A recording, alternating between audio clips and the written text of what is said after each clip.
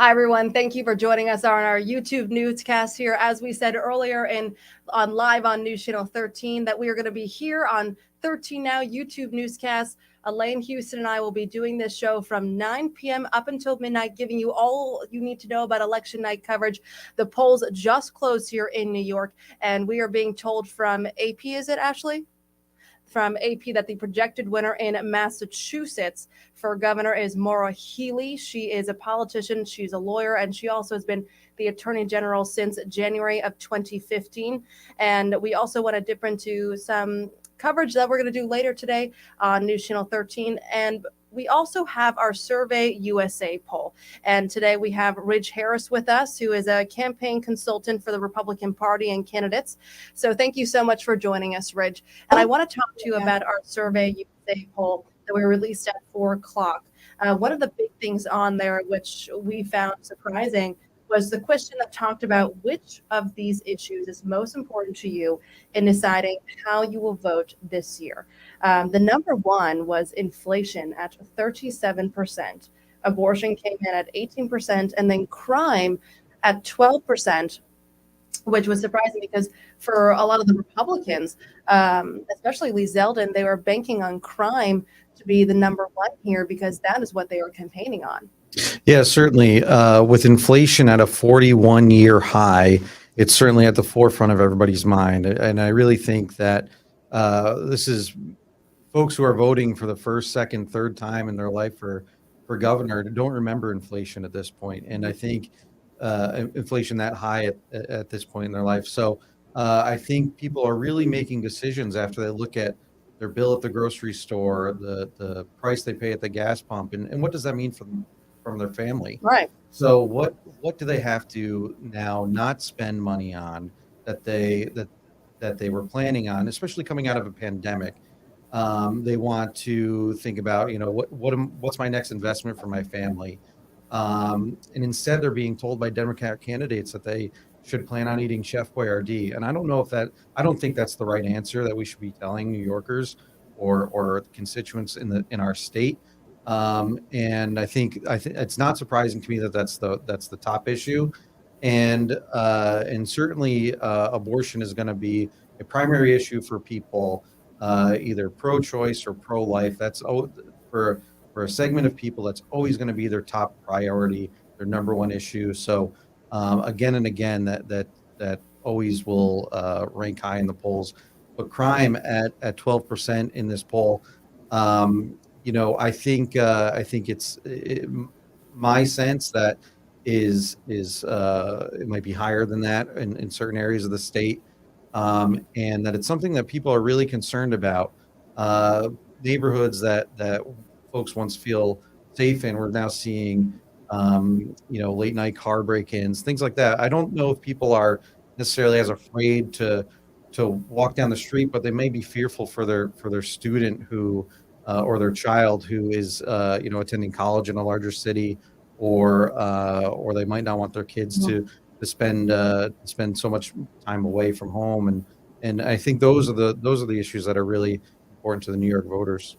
Did you find anything on here surprising at all in this poll? Something that you would have not expected? Yeah, so it's hard to be surprised by some politics in this day and age, but I think what did surprise me was the number of people that thought they felt less safe, and the rate on that is 61%. So they felt less safe than they did before. So again, that goes to the crime issue, where 61% of people feel less safe. It might not be their top issue, but it's certainly a critically important issue that they're thinking about, and it's something that it's certainly top of mind for New Yorkers. For sure. Our producer, Ashley Clemens, is here in the studio with us. You were waving me down. Is there something you wanted to mention really quickly? Okay, gotcha. So we're going to have a live reporter, Stella Porter. She's out in Bennington tonight. She's covering the new 19th congressional district between Democrat Josh Riley and Republican Mark Molinaro. She will join us later in the show, hopefully giving us an update from Binghamton, how that watch party is going. So hopefully we can check with her later in the show. I want to continue on with you. And from what you saw today, in this Survey USA poll, how do you think the night's going to go? Polls just closed 5 minutes ago. The numbers are starting to come in. We saw the Massachusetts governor quickly picked, projected by AP. It's Maura Healey. How do you think it's going to go here in New York? Yeah, so I think the assessment is either going to be it's a red ripple, a red wave, or a red tsunami. And, it's still yet to be determined, but obviously turnout upstate seems to be high. Turnout downstate in New York City, it's 30% less than it was in 2018. So that's a good sign for the Republican candidate, Lee Zeldin. And I think it's the first time since '94 that the Republican candidate has a real good shot at taking back the governor's office. And I'm optimistic from what I'm hearing, what I'm seeing around the Capital region. I'm hopeful that Lee is successful tonight. And I think when he does take over, it'll be a new day for New York. And if Lee Zeldin were to win this race, do you think that he's going to take into account abortion and inflation? So I think on abortion, he's already made statements on that New York State has codified Roe v. Wade, and he said in the debate, the one debate that he had with Governor Hochul, that he does not intend to reverse that, and I don't think there's an appetite amongst the broad swath of New Yorkers to see that change. I think knowing that it's codified in New York State law is the reality of the situation now. And with inflation, I mean, there's economic policies that state and federal governments put in place to help our families, to relieve the burden on taxpayers.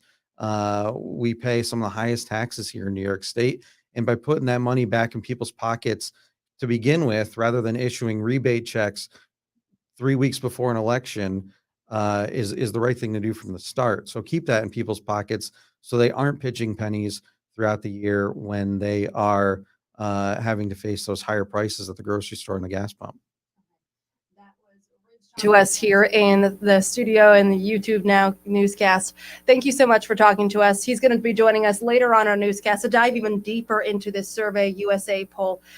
Before we dip into some of our regular News Channel 13 coverage, I want to tell you guys just a little bit of some of the crews that are with us and that are out in the field covering some of the candidates tonight. Sabrina Dami is out in New York City. She is covering Democratic incumbent Governor Kathy Hochul. Dan Levy is also out in the city. He is covering Republican Lee Zeldin. And then we also have, like I said, Stella Porter. She's out in Binghamton tonight to cover the 19th Congressional District against Josh Riley and Mark Molinaro. And we also have Rachel Teedy and Kumi Tucker, who are out in Glens Falls, and they will be covering the 21st Congressional District.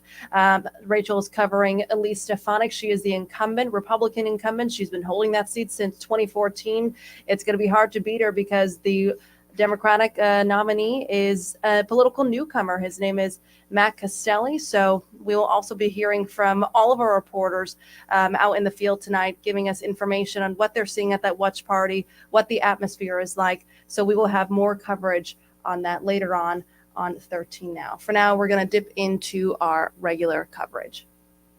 Montgomery and Greene counties, as well as parts of Albany, Schenectady, and Ulster counties. Amador is also the vice president of Amador Homes. I thought it was pretty good. She's the owner of Progressive Public I feel so bad. I was like, oh no, Ashley's writing something down. Thank you all. We will be chatting a lot over the next just about 3 hours, but I want to get your initial thoughts, and I'll begin with you, Libby. What are you expecting tonight? I expect the governor will win and the state will remain blue at that level. I think we'll see some losses for the Democrats in the state Senate on Long Island. And I think we'll have some interesting results in some of the more local races, which we'll get to later on. Rich, how about you? I think the governor's race is going to be closer than it has any right to be. And I think. What do you mean by that? How close? I think Kathy Hochul pulls it out by a couple points. Turnout in Long Island has been through the roof. Turnout in the city has been consistent with some previous races, not 2018, however. And I think there's going to be a down ballot massacre. Well, I can tell you that while we talk, Senator Schumer is on the stage now, presumably giving a victory speech. But we'll introduce George Amador. George, you haven't joined us on a panel before, but you certainly have a familiar face to people in the Capital Region. What are your thoughts representing the right here? Well, I think we as New Yorkers are excited about today because today can bring about the change that a lot of New Yorkers are hoping to see. And, the red wave that you hear in the media, I think is a real thing. And we'll see what the results tonight think. What about the top of the statewide ticket? Do you think Zeldin will have had enough to pull it off? I think it's going to be very close. Like Rich said, it's going to be extremely close. And, I hope and pray that it happens. Any surprises that already at 9:10 we're hearing? Actually, let's listen in to Chuck Schumer for a moment. To DC to do something about it. That's just who I am, and I ain't changing now. I want to recognize my friends and partners in government tonight. Senator Kirsten Gillibrand, my great partner in the Senate. Governor Kathy Hochul. Lieutenant Governor Antonio Delgado. Attorney General Tish James. Controller Tom DiNapoli. Senate Majority Leader Andrea Stewart Cousins and Assembly Speaker Carl Hastie and Mayor Eric Adams and the good many state senators, assembly members, and city council members all here to celebrate with us tonight. And God willing, we'll soon be celebrating many more great victories up and down this ticket tonight. Hi, everyone. Thank you so much for joining us once again here. That is live coverage right there that you just saw on News Channel 13 of Democrat Chuck Schumer. AP is breaking it now. They say he is winning re-election for U.S. Senate for New York. They're projecting him as the winner there, and that was just him speaking on the podium. We're going to go into another interview now that we did earlier in the day with Ron Seib. He is a political professor at Skidmore College, and he has been there for 35 years as a professor. He's got a lot of knowledge on these topics. We also asked him about that Survey USA poll that we did, and the same questions that we asked Ridge when he was just in here in the studio here with us. The same questions, what he expects out of this poll, what was surprising to him, and what seemed very normal to him. So take a look.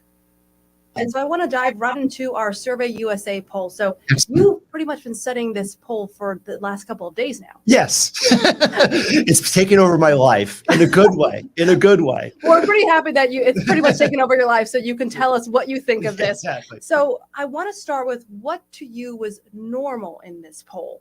Yeah. So what was predictable in the poll? I think that one thing that was predictable was that inflation was an important issue for over a third of New York voters. I think that that's very much is constant with the national trend right now.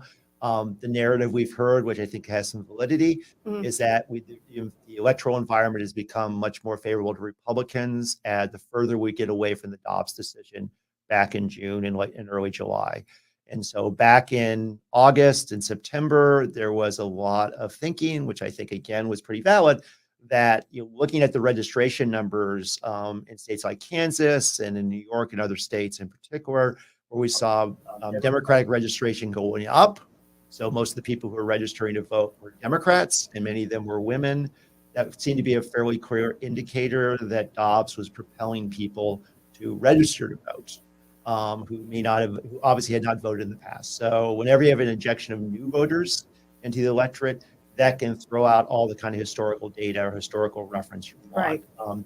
So that inflation has overtaken abortion, I think, is understandable, because we've seen that in national polls as well as your Survey USA polls. So that 37%, I think, that's the number one issue, is not terribly surprising. Okay, and that's the next question I wanted to ask you. What was surprising to you when we were talking in our newsroom about this? Me and you were talking, Yeah. the fact that one of the questions we asked was, which was one of these issues that was most important to you in deciding how you will vote this year? The answers were surprising here. Yeah. Number one on the list was inflation, and then number two was abortion, and then crime was number three. Yeah, I'm very surprised that crime is number three, and by a fairly large margin. So only 12% of voters said crime was the most important issue for them. And I say that because Lee Zeldin has invested a lot in ads that have really, I think, kind of highlighted crime, particularly in New York City. A lot of Republican candidates, that's what they banked on. Exactly. This has almost been like a decree, it seems, coming down from on high, that you shall talk about crime. And they have, because crime has been, again, seen as an issue in many major cities across the country, from Portland to Chicago to New York City to Baltimore. So this is something Republicans, again, historically, Republicans have owned the crime issue. They've seen it much more effective in combating crime. So when that happens, you think that, it's when there's that much investment in trying to highlight an issue, you think you're going to be reflected in terms of people's priorities. Right. Doesn't seem to have worked that well, at least according to the survey, which I take to be very valid. And that abortion is the number one issue for 18% of voters is probably a little surprising, given that narrative I just referred to, that abortion was receding and more crime and inflation and border security were all beginning to go into the forefront. But it shows that there's still a considerable number of voters in New York State who are still very, again, concerned about abortion access. And just as a sidelight, I was watching the NBC National News with Lester Holt, and Chuck Todd was saying that, according to their exit polling in two critical states of Senate races, Pennsylvania, New Hampshire, abortion is the number one issue. So it could be a bit surprising that, again, as I said, we've been discussing how the environment has turned in the last month or so. Maybe it hasn't turned as much as people think it is. So I'm not saying it's going to be somehow a Democratic wave, but it may be the case that, if you have a considerable number of women and men who prioritize reproductive rights, that could be enough to tilt the balance in some purple districts, some purple gubernatorial races, et cetera. And it wasn't even just in this poll. One of our other reporters today, he went out to some of the polling locations, and every single person he asked, I think 7 of them were on camera, and then he asked several others off camera that didn't want to be interviewed. All of them said, or a majority of them said, it was abortion, inflation, and crime. Those were the main three. And I think that kind of leads into what else I want to talk to you about. Seeing what you studied in these polls tonight, how do you think the outcome of tonight's races will turn out, especially for the governor's race, which is the big one that everyone's focused on here tonight? Yeah, that's the top line race, as we say, right? Yeah, because we don't have a really competitive Senate race, because it looks like Charles Schumer will win by a healthy margin.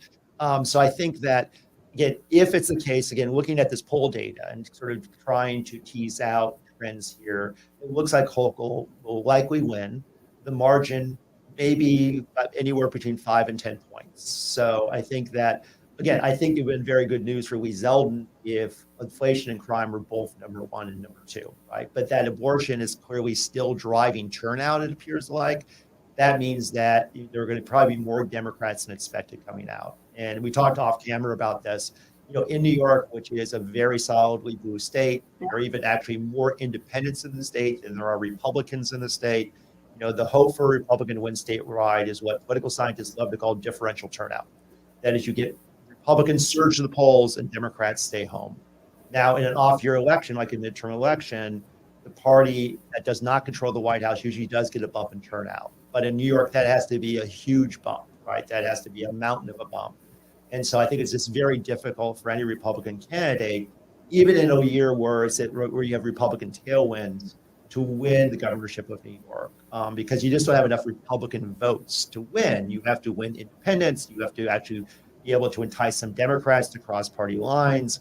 And that also works against Lee Zeldin too, because we're in this hyper-polarized era where everything is seen through the lens of partisanship. So you just don't have many crossover split-ticket voters any longer. So if a Democrat comes to the poll, that's probably not a vote for Lee Zeldin, it's a vote for Kathy Hochul.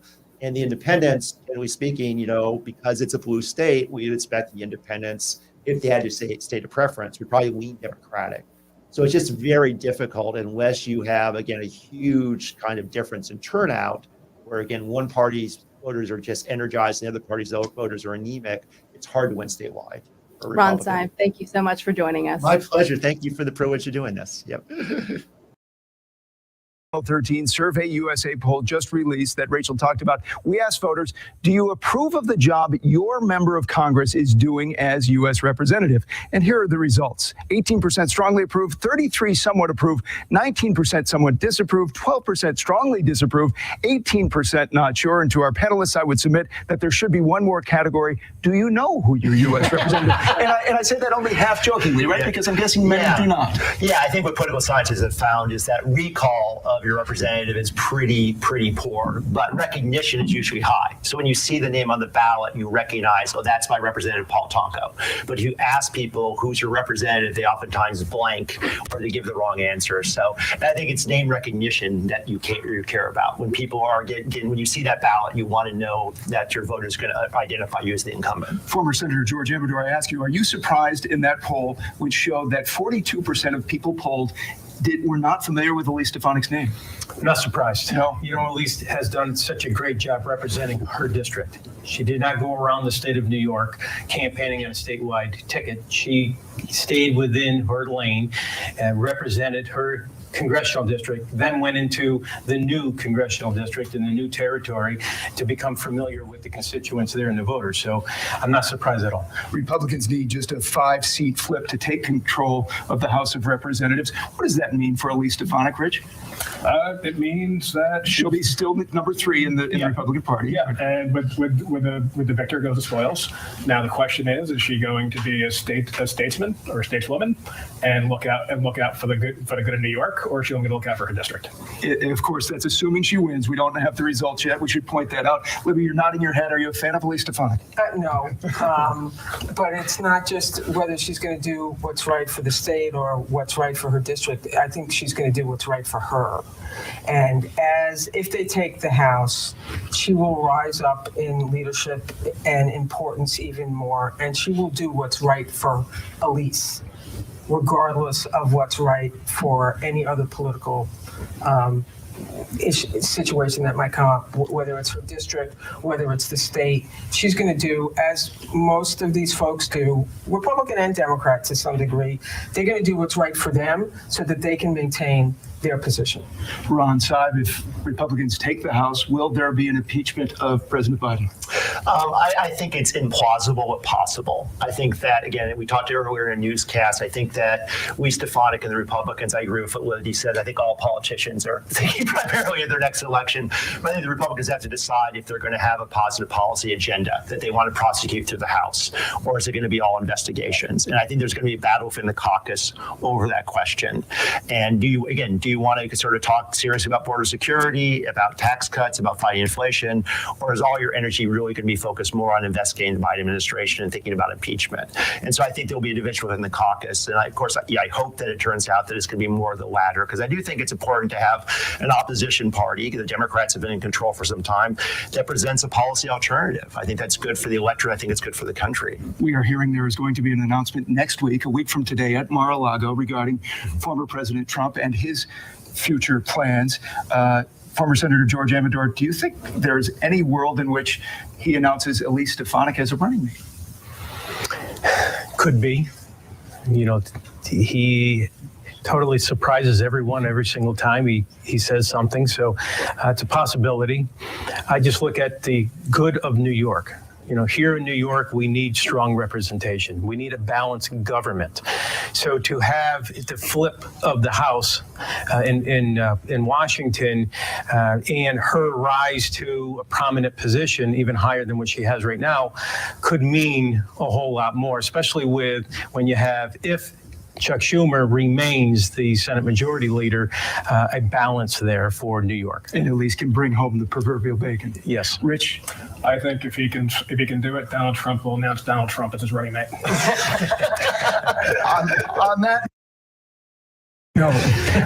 We are in for the coldest night of the season. Here's Reed Kisselback with your first morning forecast.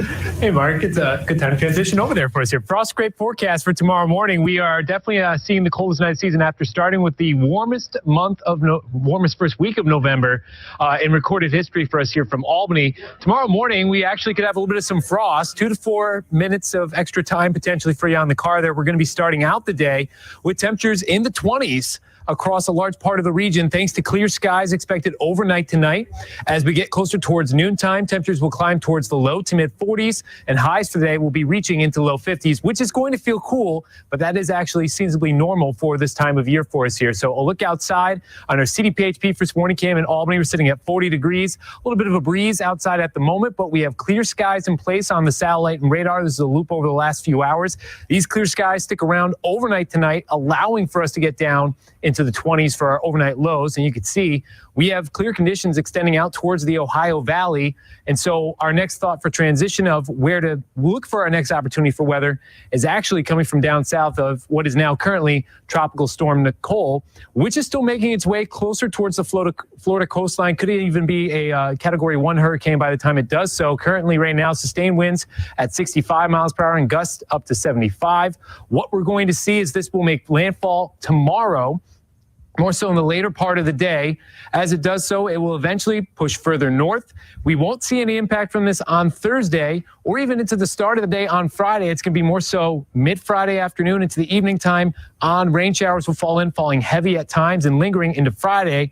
And behind this, you can see some colder air will surge in as the remnants of Nicole will clear on out by the time we get midway through the week. So tonight, 25 is our low. We have clear moonlit skies. Once again, it's a cold night. Winds will diminish. We had kind of a windy day earlier in the day. The wind gusts have been steadily dropping over the past few hours. Tomorrow, 54, mostly sunny, seasonally cool. Not quite as windy as it has been for the past few days. In the 7-day planner, you see Thursday, mostly sunny, a high of 63. Friday, like we said, Veterans Day starting out dry with rain showers arriving late in the day. That will linger into Saturday. Both Friday and Saturday, we'll see some stronger wind gusts in place as that colder air starts to surge in on through. And you can see by Saturday night, overnight lows back down into the 30s. Sunday, mostly cloudy, high of 45. Overnight lows down into the 20s once again. Monday, partly sunny. Tuesday, partly sunny. Highs both days towards the low to mid 40s. So some cooler, below average temperatures heading our way. Our election night coverage continues right after the break.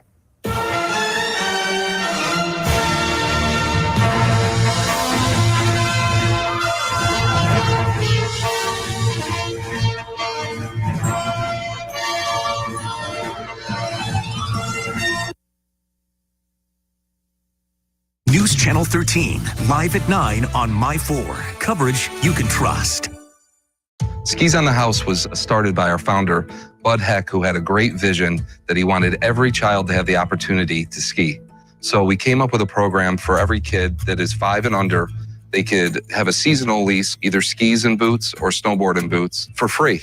This gave every child the opportunity to hit the slopes and have as much fun as we do. Since our Skis on the House program started, we've had the privilege to give thousands of kids the opportunity to ski. Get your skis on the house at Alpenhaus today.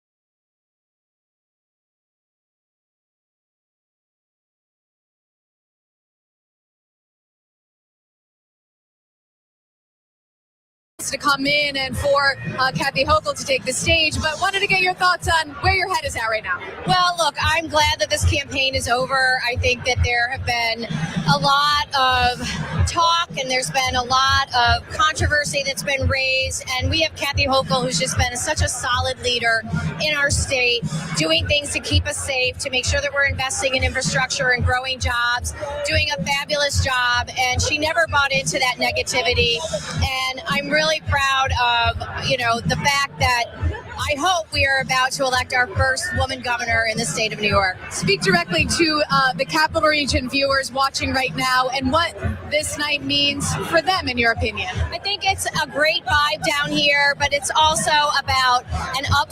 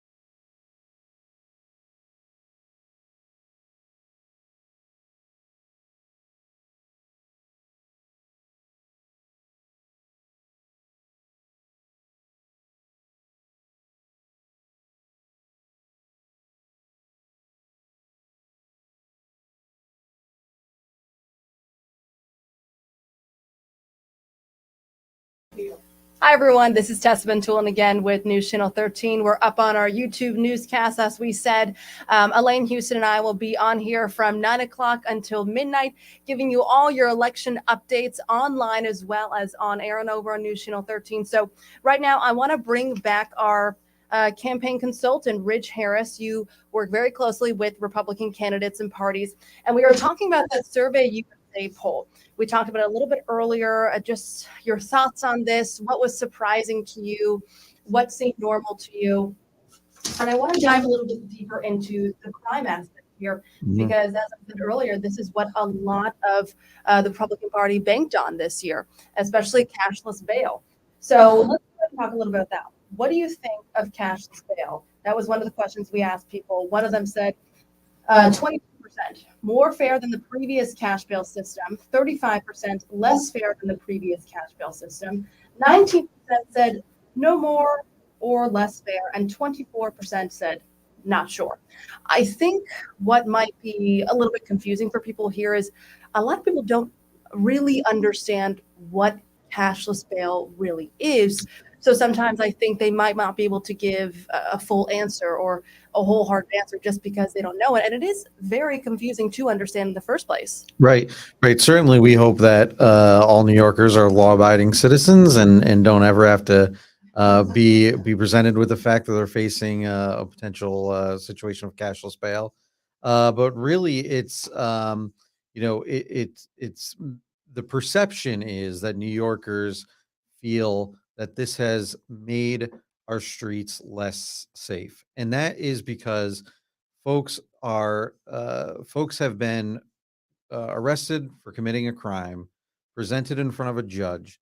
The judge, according to these laws, does not have the judicial discretion to declare that that person is a danger to their neighbors, and therefore, because the law now restricts them from doing that, and now therefore they are released back out with an appearance ticket, and they come back at a later date to face the court for their crimes.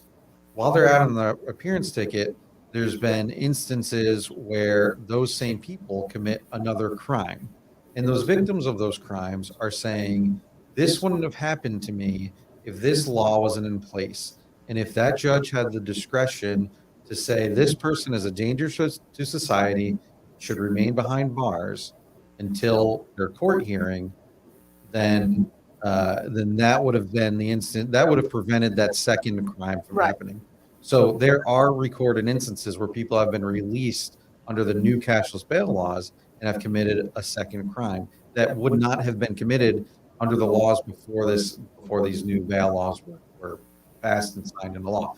So I think that is there's many names that folks call it: cashless bail, catch and release. There's a lot of different nomenclature out there.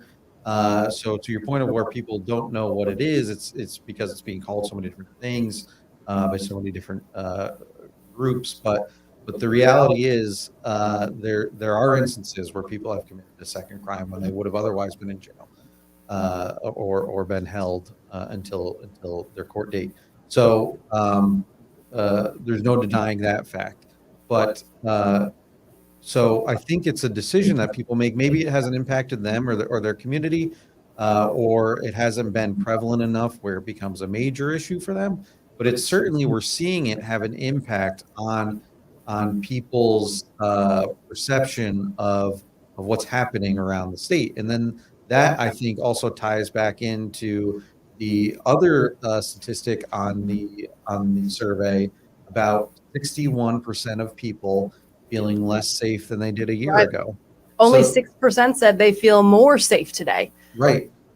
And so we've got this defund the police movement going on, where we have folks being convicted or being charged with crimes and then just issued an appearance ticket.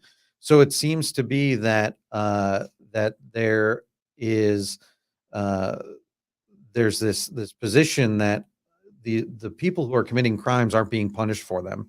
And if criminals know they're not going to be punished for a crime, then what's the likelihood that they're going to commit another crime knowing that they're not going to get in trouble for it, get punished for it? And at what point is law enforcement so discouraged that they're arresting people and the person is only getting an appearance ticket? So there's a waterfall effect of things happening here, and I think people are really concerned about the safety of their community all across the state. So why did Zeldin bank so much on crime and cashless bail? He talks about it a lot in a lot of his political ads, in a lot of his press conferences, and he gained a lot of traction that way. Yep. To his advantage. But it still seems that crime is not as important as we thought it was compared to inflation and abortion. Mm-hmm. So certainly, I don't know where the folks surveyed for this are from, but I think the critical voter block of this election will be suburban women, and I think the messaging on crime and inflation it really resonates with that voter block, and I think that's an important aspect of this race that we're deciding today. Okay, gotcha. Rich, thank you so much for joining us again. He'll be back with us later on in the show. We're talking with many panelists today throughout our 3 hours of coverage here on YouTube. So he'll be joining us later to talk about the Survey USA, to talk about when some of the results come in from some of these candidates and what the polls are being called. So we'll have more on that later. We're going to dip into some live coverage here soon. The results are still coming in. We usually don't see a candidate this early, but he just came in very quickly to speak to members of the press, and we want to bring you his remarks just a few minutes ago. Excited about these early voting numbers that are coming in. Our strategy was to get folks to take advantage of early voting those first 10 days. We're seeing that proof in those results right now. It's obviously too early to draw any big conclusions, but we're really excited about the work that's been put in by all of our volunteers, 100 strong all across this district. Really honored by the support that folks have had in showing up for our campaign and being a part of our coalition. Why the moderate party? It's an opportunity for us to restore a voice for the great moderate majority here in not just our district, but I think there are folks all across this nation that are concerned about the extremes on both sides, the far left and the far right, not leaving much of us in the great moderate majority with a voice. And we've sought to restore a voice for that great moderate majority by establishing that moderate party line and building a coalition from the middle out. That's been part of our strategy right from the very start. And you just heard me ask about the moderate party. Of course, Castelli is running on the Democratic Party line, but he's also running on the moderate party line. That is, of course, not a formal party, but that is something that he is allowed to do to make up that name when he is sort of an independent candidate in this position. He came in here for just a few minutes to talk to us, members of the press, and then he left, but he did get to wave to a few people. They were very excited to see him before he left here. And again, we don't usually see the candidate this early in the evening, but he came out. I asked him if since I know that he's been all around this very, very large district, the 21st Congressional District, and I asked if he heard a common theme, and he said he heard from most people that they want change. So we'll see what happens tonight. Back to you, Mark. Kumi Tucker live in Glens Falls. Thank you. And now let's switch gears here and talk about the Massachusetts race for governor. Maura Healey, the first governor elected to that seat in Massachusetts. Let's listen in.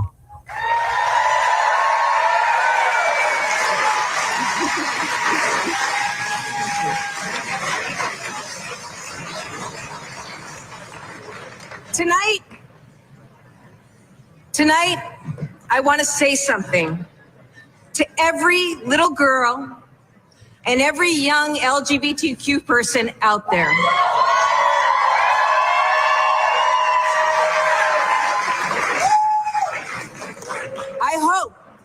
I hope tonight shows you that you can be whoever you want to be.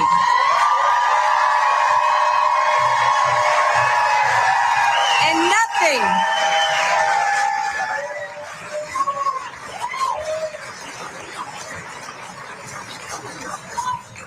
you kids know that. Nothing and no one can ever get in your way except your own imagination, and that's not going to happen. Tonight, to all of you and to all of you out there, with the help of so many, we made history, didn't we? We made history.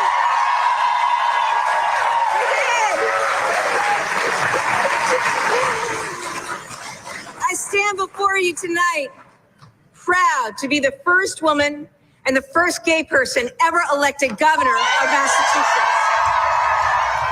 Maura Healey, the governor-elect of Massachusetts. Hi, I'm Elaine Houston, News Channel 13. Welcome to election coverage on 13 Now. You were just looking at Maura Healey, who is from Massachusetts, and I believe that she has been declared the winner tonight there. But we are going to continue our conversation that we were having on the TV side. So joining me now is Carolyn McLaughlin, legislator from Albany County. And we were having this discussion about some of the main issues that are the issues that people really care about. And one of them was crime. We were talking about how some of the ads seem to be disingenuous because they don't talk about crime that happens in the Black community. And I wanted to continue that conversation and get your train of thought on that.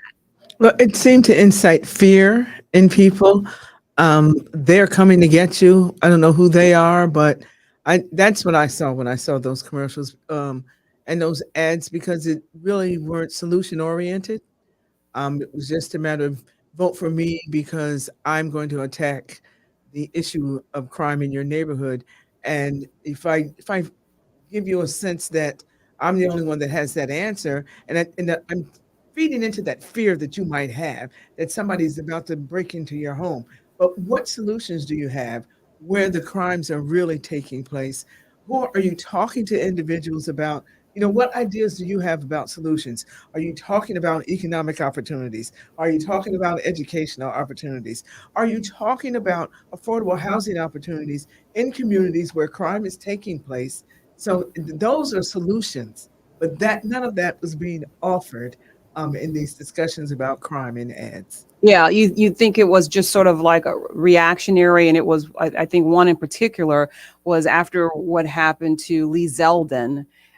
There was some sort of shooting outside his house. His daughters were there, and then he brought them into a new commercial about that. And that's what you mean about the fear mongering. And no, I want to feel safe in my home, and I believe everyone should feel safe in their home. But I believe, so what am I going to do about this? This happened to me, even from his perspective.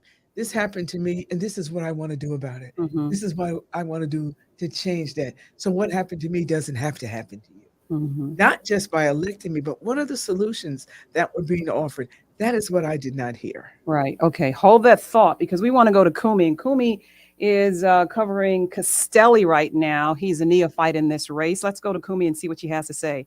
Kumi, it's Elaine. How's it going? Well, this room is really, really filling up. Elaine, this is, of course, the election night headquarters for candidate Matt Castelli. And in fact, the candidate himself just came down a little while ago. I'm going to just pan around a little bit so you can see that there is quite a crowd here tonight. A lot of Democratic leaders, local Democratic leaders, as well as friends and family of Matt Castelli. I saw Assemblywoman Carrie Werner here a little while ago. And Matt Castelli came down, and usually, as you know, Elaine, the candidates don't come down so early in the night, but he said he wanted to make sure that he got a chance to speak to the media that was waiting here while the cameras set up in the back of the room. And I asked him about this district. It's such a wide district, a big district, a sprawling district with many counties in it. And he said, I said, when you were talking to people out of the district, did you hear one theme or one thing that stood out in particular? And he said, yes, he heard from people loud and clear that they want to change. Now, as you know, Matt Castelli is a political newcomer, and he is hoping to unseat one of the most powerful House Republicans, Elise Stefanik. The mood here in this room right now tonight is very optimistic. They know that he has a tough uphill battle, but they believe that he is a good man and that he has a lot to offer. They think that they've seen him work. They think he could do good things in Washington. And they also tell me tonight that they think this is a time to put aside partisan politics and really have someone who can work across party lines to be able to solve problems and get things done. Also that they're tired of angry rhetoric. They believe that he is a gentleman who will be able to get work done in Congress. And so he did come down here a little while ago to speak to the press. He waved very briefly to some of his supporters. They were excited to see him, but then he left the room as well. Very, very early on in the night as the results are coming in. But I should also add that this crowd is not just here for Castelli. Of course, that's who their main candidate that they're here to support, but they're keeping an eye on that screen that you can see behind me. They are very interested in the national politics, what's happening across the national scene, and they want to see how things play out there across the night. So this is a very political crowd, as well as being highly supportive, of course, of Matt Castelli. They're hoping that this political newcomer can do some big things tonight. I don't know if you can still hear me because it might be a little loud there, but you're right. It is interesting for the candidate to come down so soon, so early while you're waiting on those returns, because most of the time they don't come down to the very end, the last minute. So it's interesting. And I wonder, you talked about people being enthusiastic, but I'm wondering, can you feel sort of like the fear? Like, will he do it? Can you feel is that palpable among the people, that they're still a little worried, although they want this guy to win because they know that, as you said, he's going up against Elise Stefanik?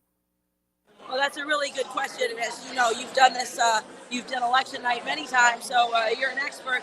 The candidates don't come that early on. I'm sorry that you got such a close-up of my head, but I was trying to listen, and it's very noisy in here. But people here are very enthusiastic, but they're also realistic. And the people that I spoke to say he can really get the job done, but then again, they say we're not stupid. And we realize that this is an uphill battle. The 21st Congressional District, even though redrawn, is still mostly red. They realize that Stefanik is a very powerful person in Congress right now. She is the incumbent, so they realize he has a tough uphill battle. So they're also looking, I think, at the national scene to see if there is some kind of a blue wave, and they're hoping that might help transport Castelli. Although, as he pointed out, New Yorkers always speak for themselves. So even though there's something happening across the country, it may not necessarily be happening in New York State, since New Yorkers are very independent. But they are realistic about this uphill battle. But they, again, are very optimistic. They think if someone can do it, it's going to be Matt Castelli. I will be coming back to you to talk to you a little bit more. So thanks so much, Kumi. We're going to go to Sabrina right now. She's in Manhattan. And Sabrina, can you hear me? I can, Elaine. Can you hear me? Yeah, I can hear you. Tell me what's going on there. I see a lot of movement behind you.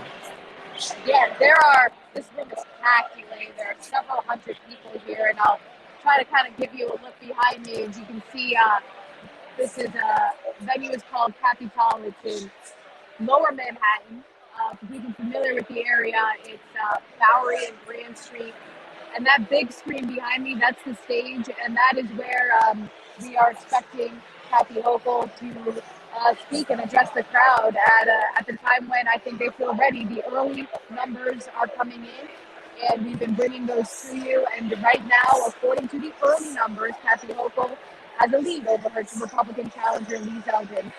So far, the only people we've heard from here, Elaine, have been New York State Controller Tom DiNapoli and U.S. Senator Chuck Schumer. He spoke declaring victory in his race. But other than that, it's been kind of this holding pattern, and people are having a great time here. It's a great mood. We're just kind of waiting for that moment where we find out what's happening. And of course, we do have crews covering all different sides, and we have Dan Levy covering Lee Zeldin's side. But that's the update from here right now, Elaine, kind of just in that holding pattern for now.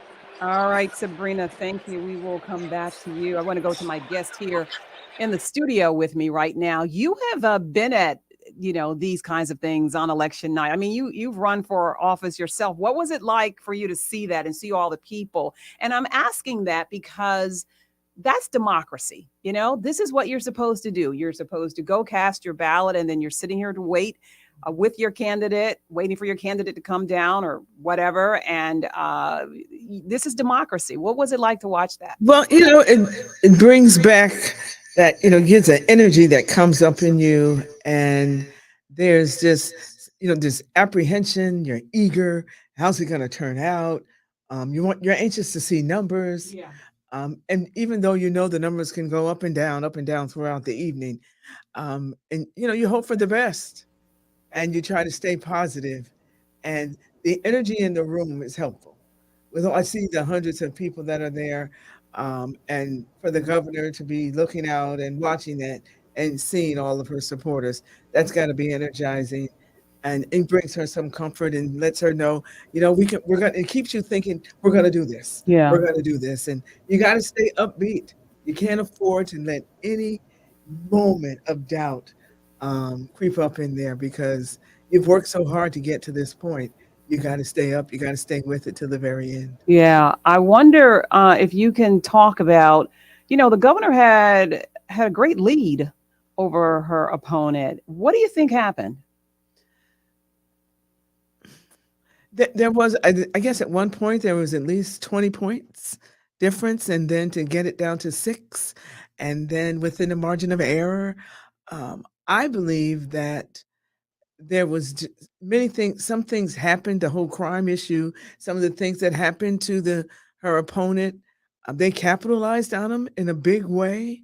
Um, and I don't think that we were able to respond in kind. So Coming out of the gate. yes, responses. And I also believe that um, I'm still waiting for the opportunity to have had a conversation about what was important to my community.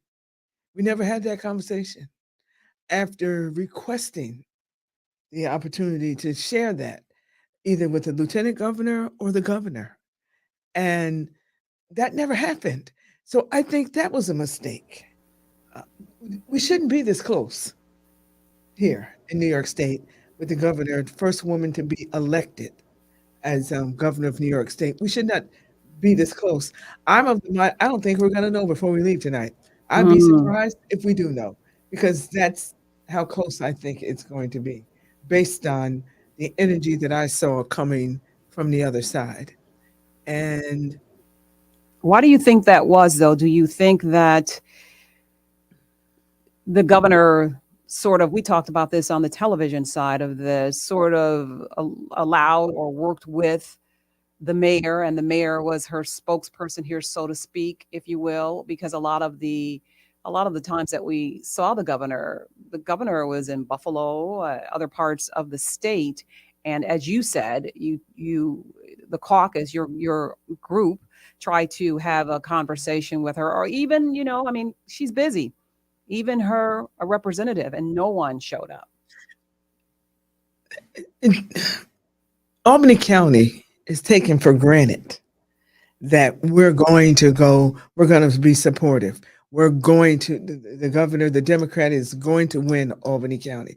And I think that's a wrong assumption to make, because you marginalize the people that are here to the extent that maybe they won't come out and vote. I mean, I'd like to think not. I know there was a lot of energy at the end of the week and over the weekend, efforts to get out the vote. There were rallies, but too little, too late sometimes. And how do you energize people that you ignored 3 months ago? And I think some of that happened. Um, I don't know. I didn't feel the energy in the community for going out to vote. I did the best that I could.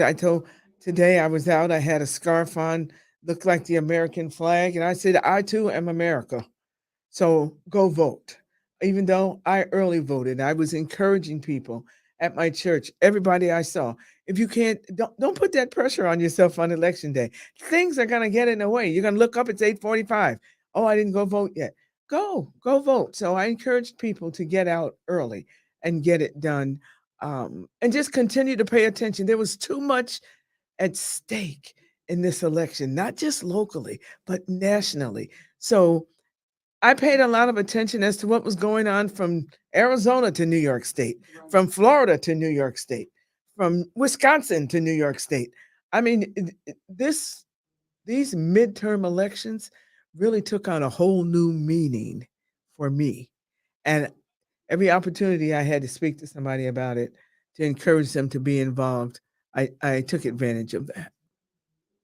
Do you think that we don't have the numbers, we're waiting for the numbers to come in, and I think when we spoke to Sabrina, she said that they were getting some numbers, but of course we don't have all of those numbers yet. But if the governor should actually win, do you think it's too late, or can she come to Albany, and can she, change some things. Well, she has to. I believe that it's incumbent upon her when she wins to those people that did not have a chance to speak with her prior to the election. We're still here after the election. Yeah. And we still are looking for you to represent us, to hear us. We voted as well. Right. So we're looking for the invitation. Still looking for the invitation. The invitation is in the mail. No, maybe it's email now. Yeah, right. All right, great. We are going to trade seats and allow you to take a break. Carolyn will come back with you, and we're going to change seats. Ashley, you saw a hand a little bit earlier, just kind of go past me. That's Ashley. She's trying to help me here. So, all right. So we're going to go to Rachel right now, Rachel TD, to give us an update. Rachel. Hi, Elaine. Yeah, we are here at the Stefanik camp. They're at the Queensbury Hotel in Glens Falls, and a lot of the results are starting to come in. And so it's been an interesting evening. People are cheering as those results start to come in across the state. And I've been looking at the results for the Stefanik Castelli race here as we speak. And it's so early in the evening still. It's hard to say exactly if these are going to stay this way. But when I first started looking at the results about half hour ago or so, it had Castelli at about 56%, had Stefanik about just over 40.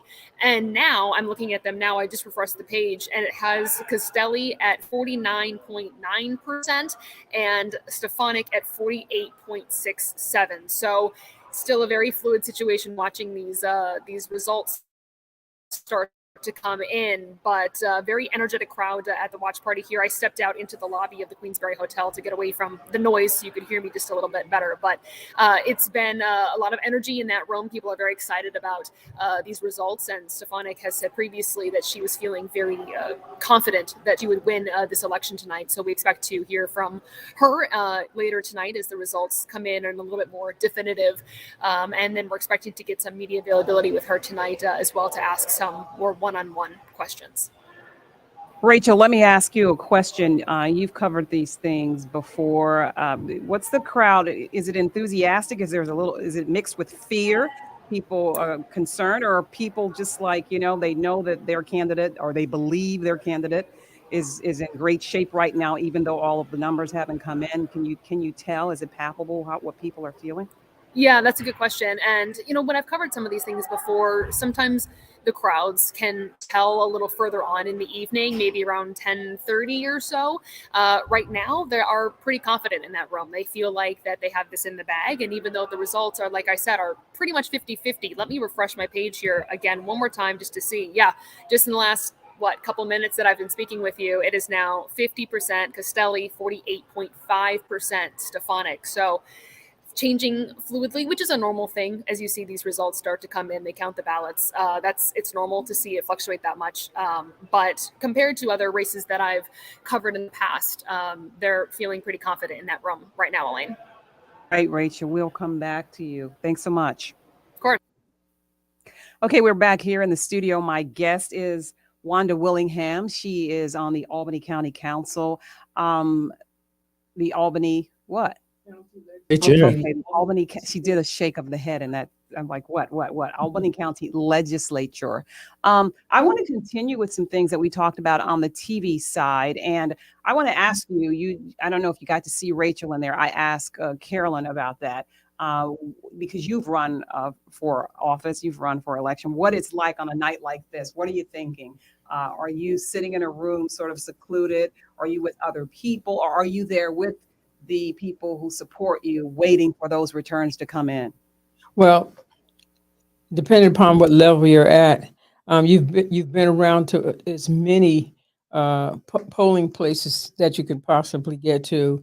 Got somebody in different places getting the numbers, to see how you fared in those particular places, and you're also checking how you worked to see how many people came out, what your expectations were. Were you able to meet it? Did enough people come out, as you expected? And those are the kind of things that are going through your head. I would imagine right now, one of the things that's going on that we do know that Hochul, concentrated downstate a lot. a lot. And instead of trying to get back upstate and try to fill those gaps, which she knew that she had down there.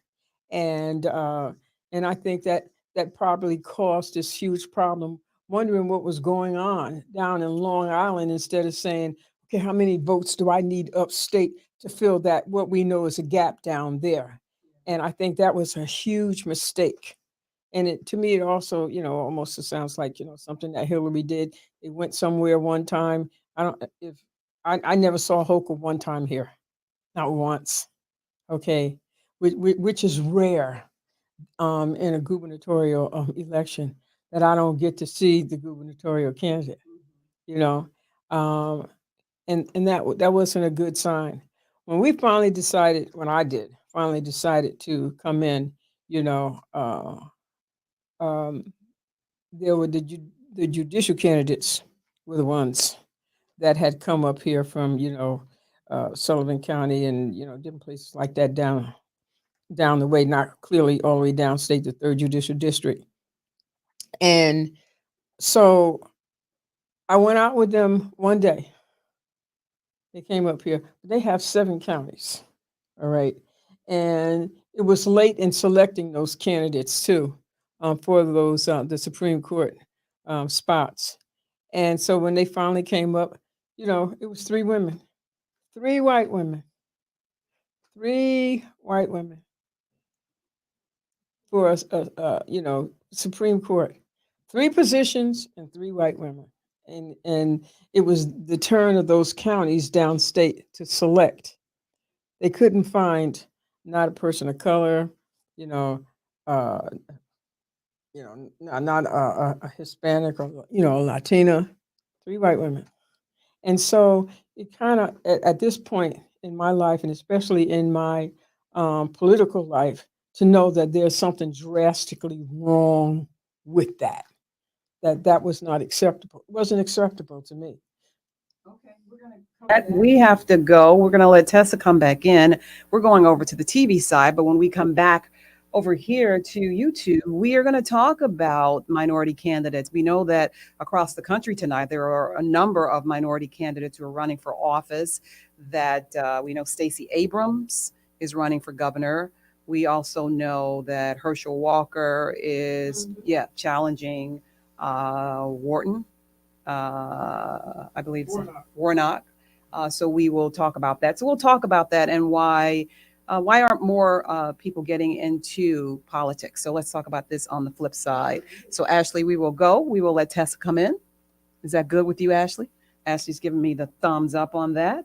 So we're telling you everything here, people. It's fluid. It's live. So you're hearing some of our housekeeping things, but we'll let Tessa come on in. This is what the new law is going to be now. Overreact? Is that what you're saying? Totally overreacted. And now the courts are saying, hold on, time out. And we're going to block those. So it's not about politicians getting involved, and many of the politicians probably don't even own a firearm. Why don't we talk to the experts? Why don't we look at what our constitutional rights are and craft the right legislation that we are going to have government agencies talking to one another, so when a background check is made, no matter where they want to purchase a firearm, that all agencies have a database that they can then understand and identify this purchaser has a history and they are not eligible because they may have a felony charge or they have some mental illness issues and they will not be able to purchase that. Devil's advocate might say that a bad guy's going to get a gun anyway. Is that right? Is that unfair to say, Rich? No one manufactures illegal guns. Every gun starts off as a legal gun. But and George brings up some really good points as far as you need a holistic approach to fight to address this issue, to fight crime. It's social, economic. It is mental health. But I also think it's access. I mean, it's the states with the strongest gun laws do tend to have have the less amount of mass shootings. I mean, that is true. It's a separate issue from the rising crime. It is. But you gotta do a little. You gotta do. But a it little ends bit of up being everything. lumped in. It often does. In fact, we're looking at some crime scene video as we talk tonight. So The other part of this, though, is that we have legislators who are sitting now, Senate Assembly members, who voted against outlawing ghost guns, who voted against outlawing 3D guns. Because you can now make a gun on a 3D printer. So, we have people who are saying, oh, no, we can't. It's Second Amendment. They have to be able to have their guns, ghost guns, 3D. Joining us again. Thank you.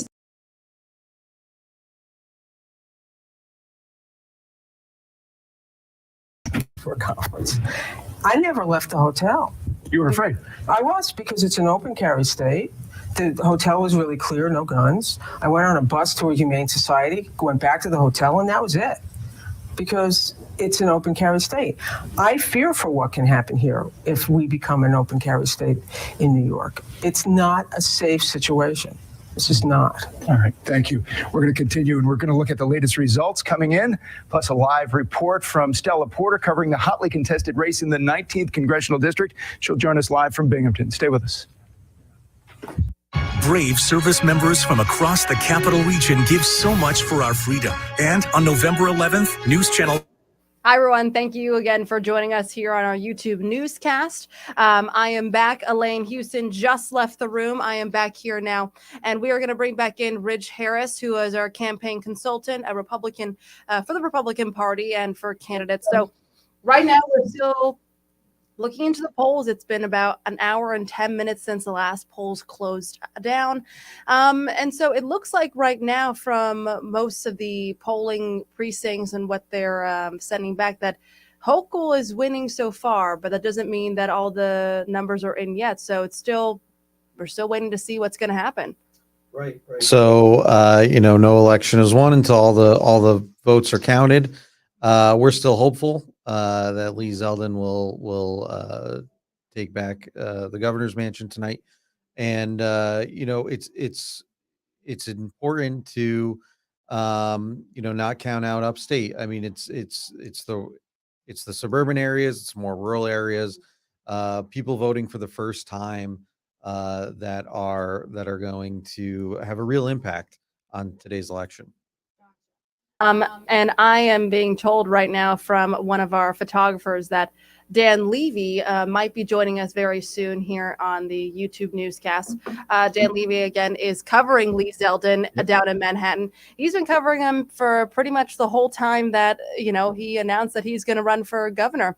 And he has done pretty well, Lee Zeldin, in his campaign ads. He did a lot of campaigning compared to Governor Hochul, who didn't really do that much campaigning. She kind of banked on the fact that, she has been governor for the last year and a half or so, and that she is a Democrat. This is a very blue state. Mm-hmm. So she's banking on that fact that because she is a Democrat and it's blue, that she will most likely be voted back into office again. Why is it important, especially because of that fact, that Lee Zeldin really needs to campaign and get the word out? So I think what's special about this year for Republicans is that the base is more mobilized than they have been in recent years. Time and time again, I'll talk to people and they'll say, it feels like 94 again. It feels like 2010 again. And what Lee Zeldin has been very effective in doing is mobilizing the base when and encouraging Republicans, inspiring Republicans to make those 10 phone calls to their friends and get out the vote and talk to their neighbors about why this election is so important. And I think his messaging is resonating with people. But what I think is important is his ability to motivate the average Republican, but also the average voter. And what we're seeing is Democrats, Kathy Hochul at the top of the ticket, is not having that same effect for a traditional Democrat voter. And do you think as well that Zeldin really has a shot here in a very blue state? I do. And, bigger upsets have happened and it's the right time when inflation is at a 40-year high. According to the polls, 61% of people feel less safe And I think that message is really resonating with suburban voters. And I think couple that with the fact that the average Democrat voter is not as motivated and may stay home. And I think that's what's going to make the difference in this election.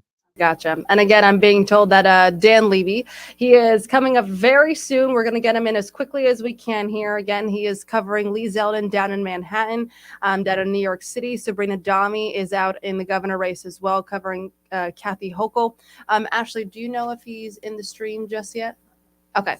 Okay, gotcha. So as we wait for him, let's keep talking about the campaign that Lee Zeldin has built here. Mm-hmm. It's a very powerful campaign. He's done very well. It's a very tight race here. Mm-hmm. And do you think that it's helped him a lot, the campaign that he's been doing? I do. I mean, clearly the polls have been tightening over the last few weeks. It always comes down to the last few weeks. It always does. There was no major October surprise. I mean, the news of Kathy Hochul dishing out state contracts to her campaign contributors broke earlier in the fall, late summer. So there was no major October surprise, but that gave voters the time to really analyze the candidates and really make decisions best for them and their families. So the Lee Zeldin is surging. He'll carry the Republican ticket with him, but it's also working from the bottom up. There's great local candidates, great congressional candidates around the state that are really making a difference and sending the right people to Washington in addition to Albany is I think what's motivating people to turn out and vote, and couple that again with a lack of Democrat voter motivation to really get out this year.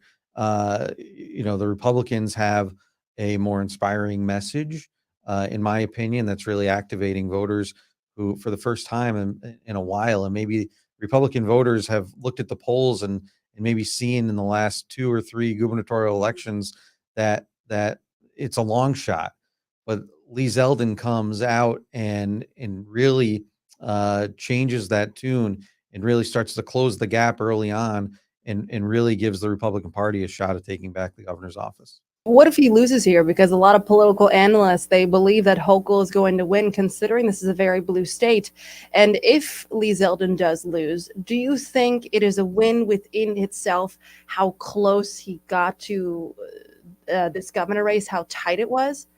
I do. I think it'll tell the Republican Party that his messaging was effective, but maybe the timing wasn't exactly right. And I do think it sets a new standard for the way that the Republican Party runs campaigns statewide. I mean, Lee Zeldin early on I think he's been to every county 2 or 3 times and really had an impact, and it did the retail politicking that Kathy Hochul was known for as lieutenant governor. She spent a lot of time in New York City and in Erie County, and rightfully so. That's where her base is. That's where she needed to turn people out. But Lee did that all across the state, and I think people noticed that. And I think it's a new playbook design for Republicans to build off of. And although I don't think it's going to happen, but if Lee Zeldin is unsuccessful, then I think it sets gives Republicans a better chance and better infrastructure to run 4 years from now. Got it. And also from our Survey USA poll, it says, which party are you more likely to support right now? The Republican Party at 39% or the Democratic Party at 53% is what our Survey USA poll came in. And before we get to that question, I just wanted to stop you right there, Ridge, really quickly. We'll get back to it in a sec. I'm just being told that Dan Levy is in our stream right now. Hi, Dan. Can you hear us? See, now you can go off of me, just shoot the crowd, right? Hi, Dan. Can you hear us?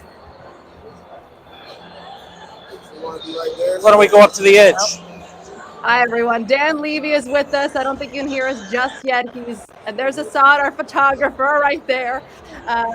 So they're in the Lee Zeldin campaign right now in New York Well, that City. makes it So tough, they're going to doesn't it? go ahead and set up with us. Hi, guys. Let me know when you can hear me. I'm sorry? There's no way to flip the camera.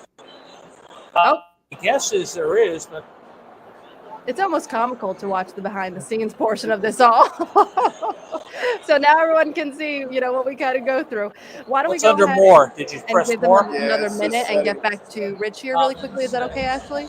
Okay, so I'm going to go ahead and give Dan Levy another minute to kind of figure things out.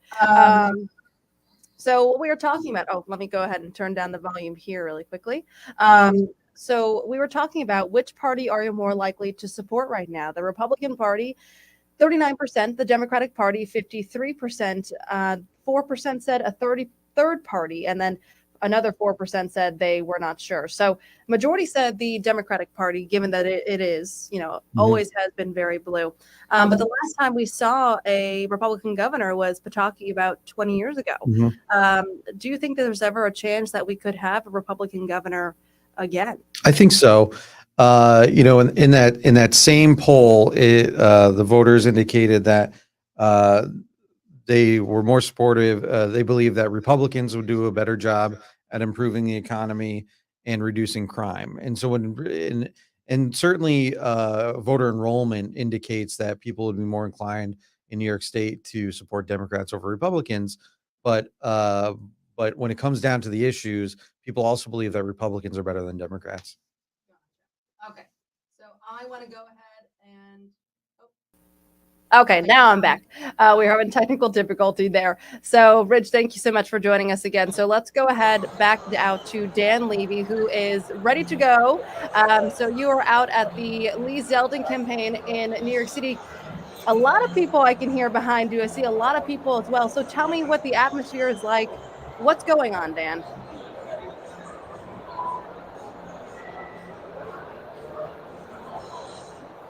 Tessa, I'm not sure if you tossed it to me or not.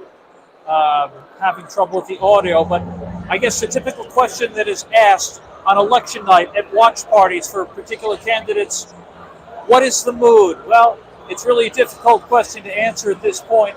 I can tell you that maybe it's unbridled uncertainty or anxious optimism. I can tell you that Cipriani's here in Midtown Manhattan is certainly hopping and buzzing with GOP anticipation and enthusiasm. Take a look at some of the crowd. Hundreds have gathered here in this cavernous ballroom on the East 42nd Street underneath a cathedral ceiling that is 6 stories high, perhaps a metaphor for the sky-high enthusiasm that permeates this Gothic space. It's a virtual who's who of Republican elected officials, past and present, including former New York City Mayor Rudy Giuliani and his son Andrew, along with Curtis Sliwa, the Guardian Angels founder. Winning a Republican primary in New York was not the ultimate objective for Lee Zeldin. His eye on the prize, of course, is the governorship. And that is what's at stake tonight. When we have a final result, we assume that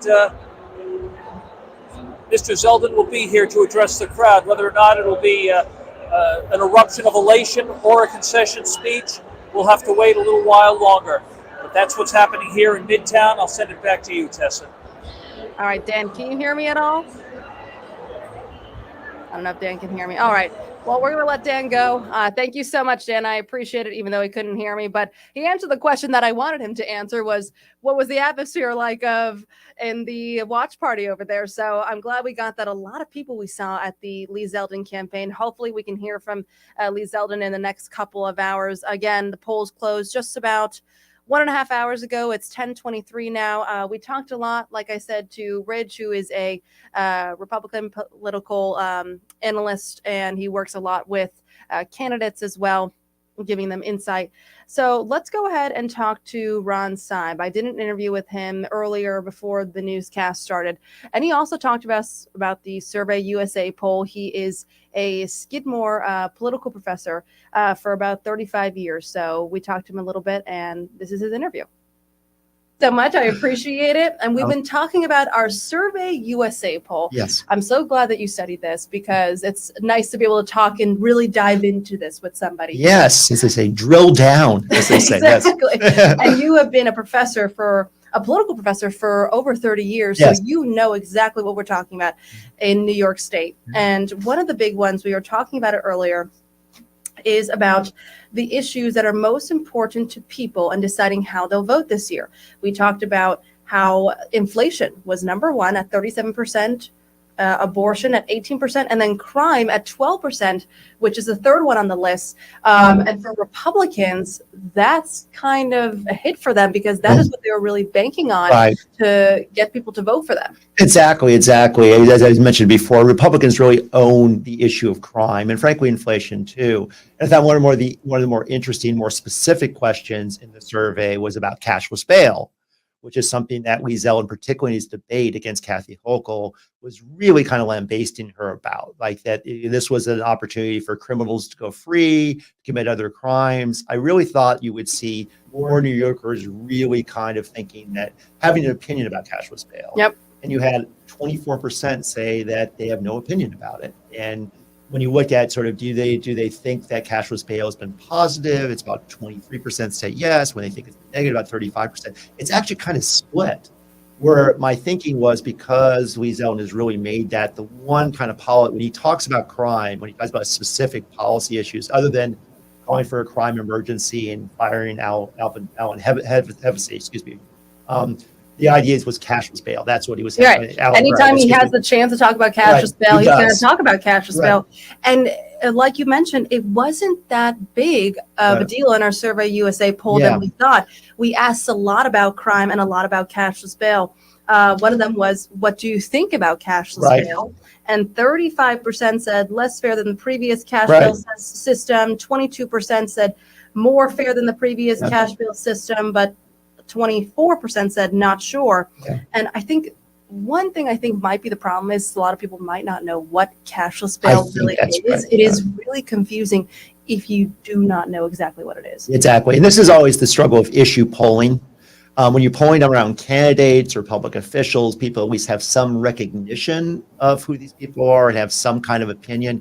But when you talk about specific issues or policies, you're getting more into the tall grass in that case. So as much as people who follow politics have been, tracking this debate for a long time, and you'd have a very strong opinion on it, you find that many people really are not down, as I said, kind of into the down and dirty about these issues. So while they have an opinion about Lee Zeldin, and they might think that Lee Zeldin is better equipped to fight crime, they're not sure about cashless bail. And you find that over and over again with issue polling, which is why it's so a little bit hinky, just because you can't draw a lot of conclusions. Sometimes people, because there's a social desirability bias, people want to give you an answer. That's why I think they're saying not sure is really interesting. Because usually people want to appear to be kind of informed and smart, that you only have 24% saying that. You have 24% saying I'm not sure is kind of interesting. But also just around issues, people will give you an answer without really knowing much about the issue at all. And so you can get a lot of kind of, as I said, sort of responses that are not really valid. It's a very convoluted system there. So I don't blame people for not fully understanding it. Even some law enforcement officers I've talked to, they even admit it's a confusing system here. Sure. And just on the topic of crime itself, this I thought was interesting too. Compared to 1 year ago, how do you feel about crime? 61% of people said they feel less safe today. Only 6% said they felt more safe today. Yeah.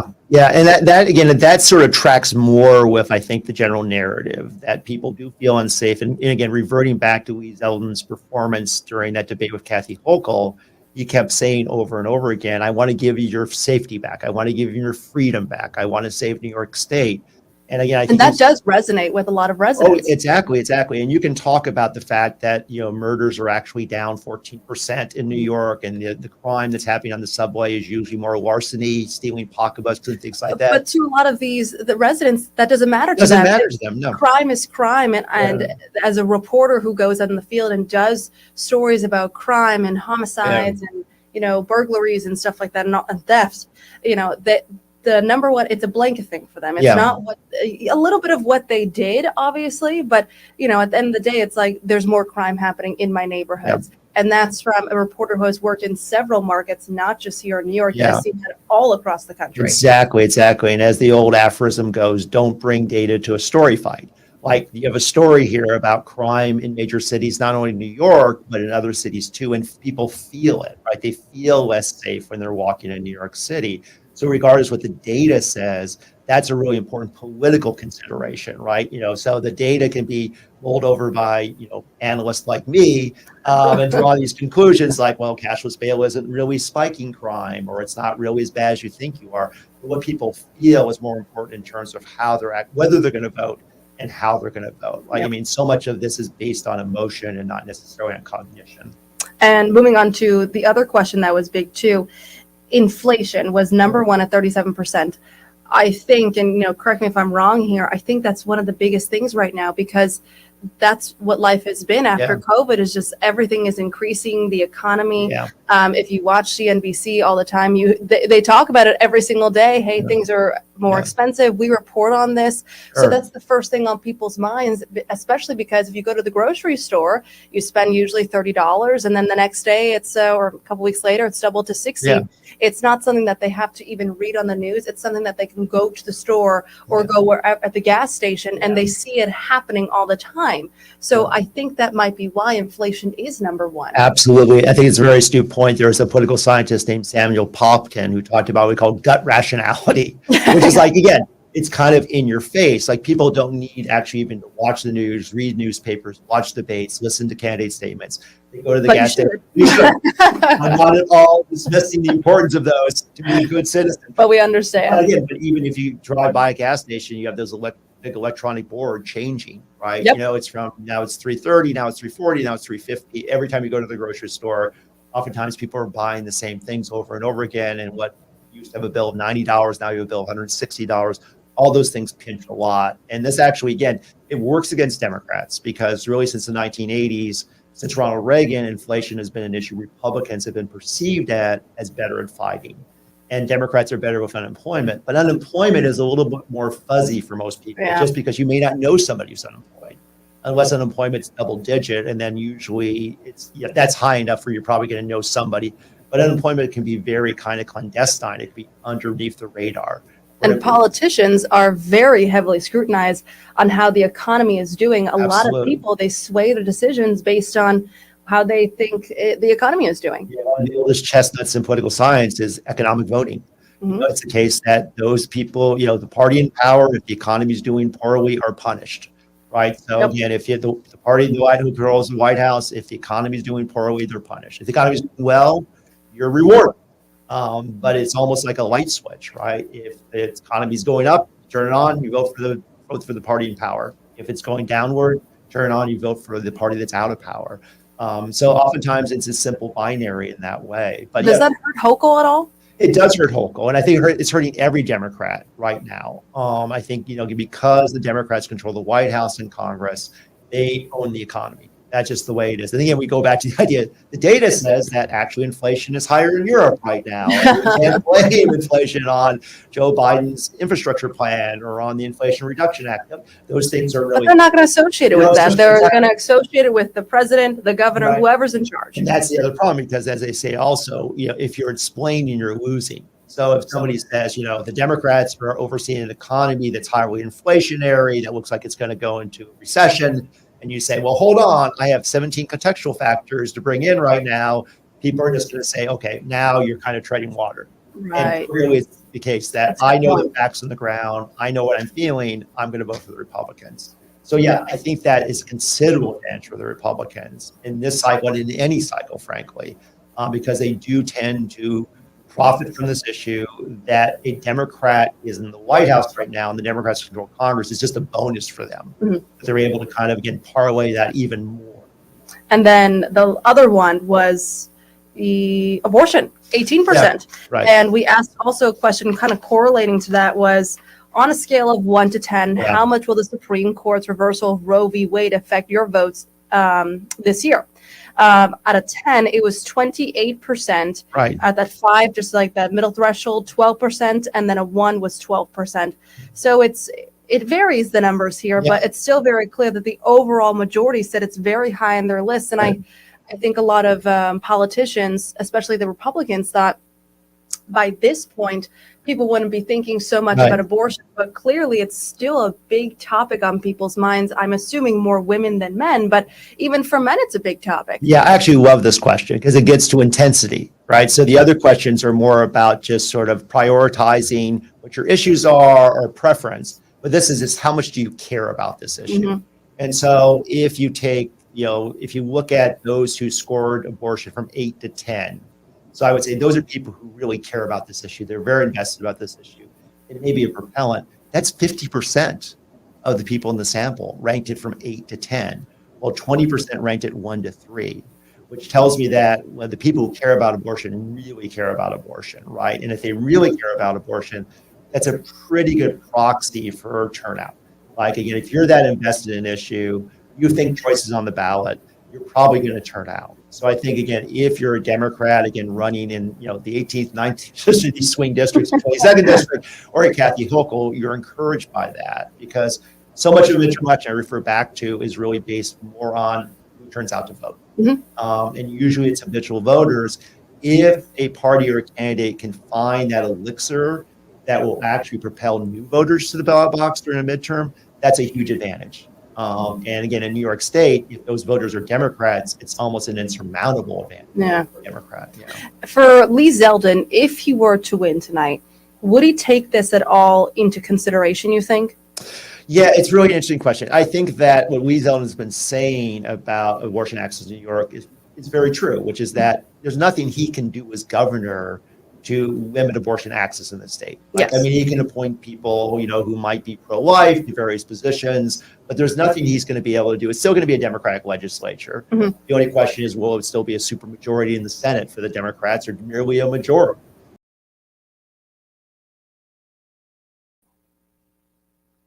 And welcome back. We are, you were just listening to Professor Ron Seib. He was had a conversation with Tessa Bentulan. We want to listen in now to Tish James, who we are told is the projected winner. So let's listen in now. Whether you donated $5 or $5,000, everyone who knocked on doors and who made phone calls, who handed out literature or talked to your friends and your family, every elected official, community leader, union member, and faith leader throughout New York who supported me, I will be forever grateful for your support and friendship. My small but mighty campaign, Yvette Buckner, Michael Fasulo, Kimberly Peeler Allen, Luis Miranda, Eddie Castell, Stu Lozer and team, Roberto Ramirez, Catherine Pichardo, David Mansour, Jenny Galvin, Christy Stiles, Precision Strategies, Mission Wired, Tahaka Robinson, and Miss Jenny from Brooklyn. And of course, I want to thank and congratulate Governor Kathy Hochul, Lieutenant Governor Antonio Delgado, my buddy and friend Controller Tom DiNapoli, and of course, Senate Majority Leader Chuck Schumer. Letitia James, the Attorney General since 2018 in the state of New York. In fact, the first woman ever. And that was Tish James, the projected winner. Also, who do we have? Tonko. We have numbers that NBC is now saying that it's calling that race and saying that Paul Tonko, is a projected winner over Liz Joy. And so, great. Coming back here now to talk again, I have another guest. Rosa Clemente is with me. We were on the television side, and this is just a fluid night. I mean, we're just going back and forth and just bringing you different perspectives and talking about issues that we may not have an opportunity to talk at length about on television. So that's why we're having it here on our YouTube channel. And thanks for joining us. For having me. So listen, Let's talk about Tish James winning, and let's just talk about just make that broader. A lot of women of color actually are running for election or re-election in this race. And we were just talking about Val Demings. We believe that she lost, correct? Well, she lost to Rubio, and then she lost her seat because she can't do both in Florida, but run for both. I don't think anybody didn't think Tish James was gonna not. She was gonna win. I have my opinions about the top cop law enforcement. I do think though that Tish James really did step up super quick around Me Too and launch many an investigation that needed to be launched. And obviously she's doing her best around, Trump. Um, on a personal level, I do work with political prisoners, and one of them, Jalil Muntaquen, was actually released after 52 years, and for some reason she stopped him from getting parole. When he got parole, she stopped it. So I mean, he eventually got out, and so for me, it's a little like, she hasn't done a lot around like mass incarceration and political prisoners in New York State, but that's such a small, topic that a lot of people don't know about. But as an attorney general around, holding men accountable in power for their behavior, and obviously Cuomo, you know. I think all eyes are on Georgia, though. Yeah. To see what happens with Stacey Abrams there. That's a big issue when we're talking about women running for office. Who else is running that we should keep an eye out that you're... Look, I mean, what's also happening, though, is that there are a lot of younger Latino women that are running as Republicans. And the Republican Party has put in a lot of work into get this like newer generation, the third generation of Latino women, some who are Mexicana, who are, their parents were immigrants. Now they're against immigration. One of them is running in Virginia, a couple in Texas. So, I think I caution people in around specific just identity politics and electoral politics, because you're black or brown, Latino, white, or whatever, like it doesn't quite matter, especially with African American Latino folks who are conservative. There's also a lot of black women and Latino women again running as Republicans, right? What is the Republican Party offering them, or what is it saying that it will offer them, what makes them attractive? They think, well, let me go back. Is it the case where the Democrats have taken people for granted? Absolutely, especially Latinos in this last election. This idea that 70 million of us are monolith. Look, I'm a Black Puerto Rican. I was born in the Bronx. I have a specific identity. I'm not anti-Black. I am not colorist. Like, those issues are real in the Latino community. We also have to remember there's now a lot of political exiles from Venezuela, and they're changing the politics in Florida. A lot of Latinos from Latin America really rail against anything they view as socialism or communism due to wars, and just there's a lot there. But the Republican Party, what they did is they put a concerted effort for the last 2 years to recruit Latina women. And one of the issues was still the cultural issue around abortion, and that many Latinos are Catholic and are raised Catholic and have very staunch beliefs around abortion, to the point where that issue can sometimes be the defining issue in some Latino communities above everything else except inflation right now. Wow. Yeah. And are you hearing from, who do you not know? You know everybody. I've seen you on so many other talk shows, and I've seen you, a lot of people being able to pull you in and get your perspective on things. Is that what you're hearing? Is this something that is going to continue with the Republican Party pulling in Latino women? I mean, is this something just a fad that they're trying to do now to pump up the numbers? And the reason I ask that is because former President Donald Trump has, alleged that he might be running for re-election or running again, and I think he's going to make that announcement on the 15th or something like that. Yeah. And I'm wondering, is he trying to drum up support among Hispanics, and is he potentially using women, Latino women, to do so? I'm just wondering, is it genuine? Is there something that is, that the party offers them? No, I mean, the Republican Party is about winning at any cost. Like, even when the stuff came out with Herschel Walker, there were Republicans doing talk shows like, yeah, at the end of the day, we really don't care how many women he had an abortion with. We need to win. The Democratic Party is always explaining long narratives, policy. The Republicans are just really good at capturing the moment, the sound bites. But there is a fundamental shift in the last 4 years around electoral politics. I mean, it is mind-boggling to me that a party that supported a full-blown out coup, the amount of election deniers in that party, the amount of misinformation, we're contending now with like social media and everything we knew we should have known Elon Musk was going to do. When yesterday he's like, vote Republican. Of course, you do. Like, people don't even know who someone like Elon Musk is. He comes from the apartheid era of South Africa. Like, his vision of Black and Latino people. But the flip side is they also see the demographic change.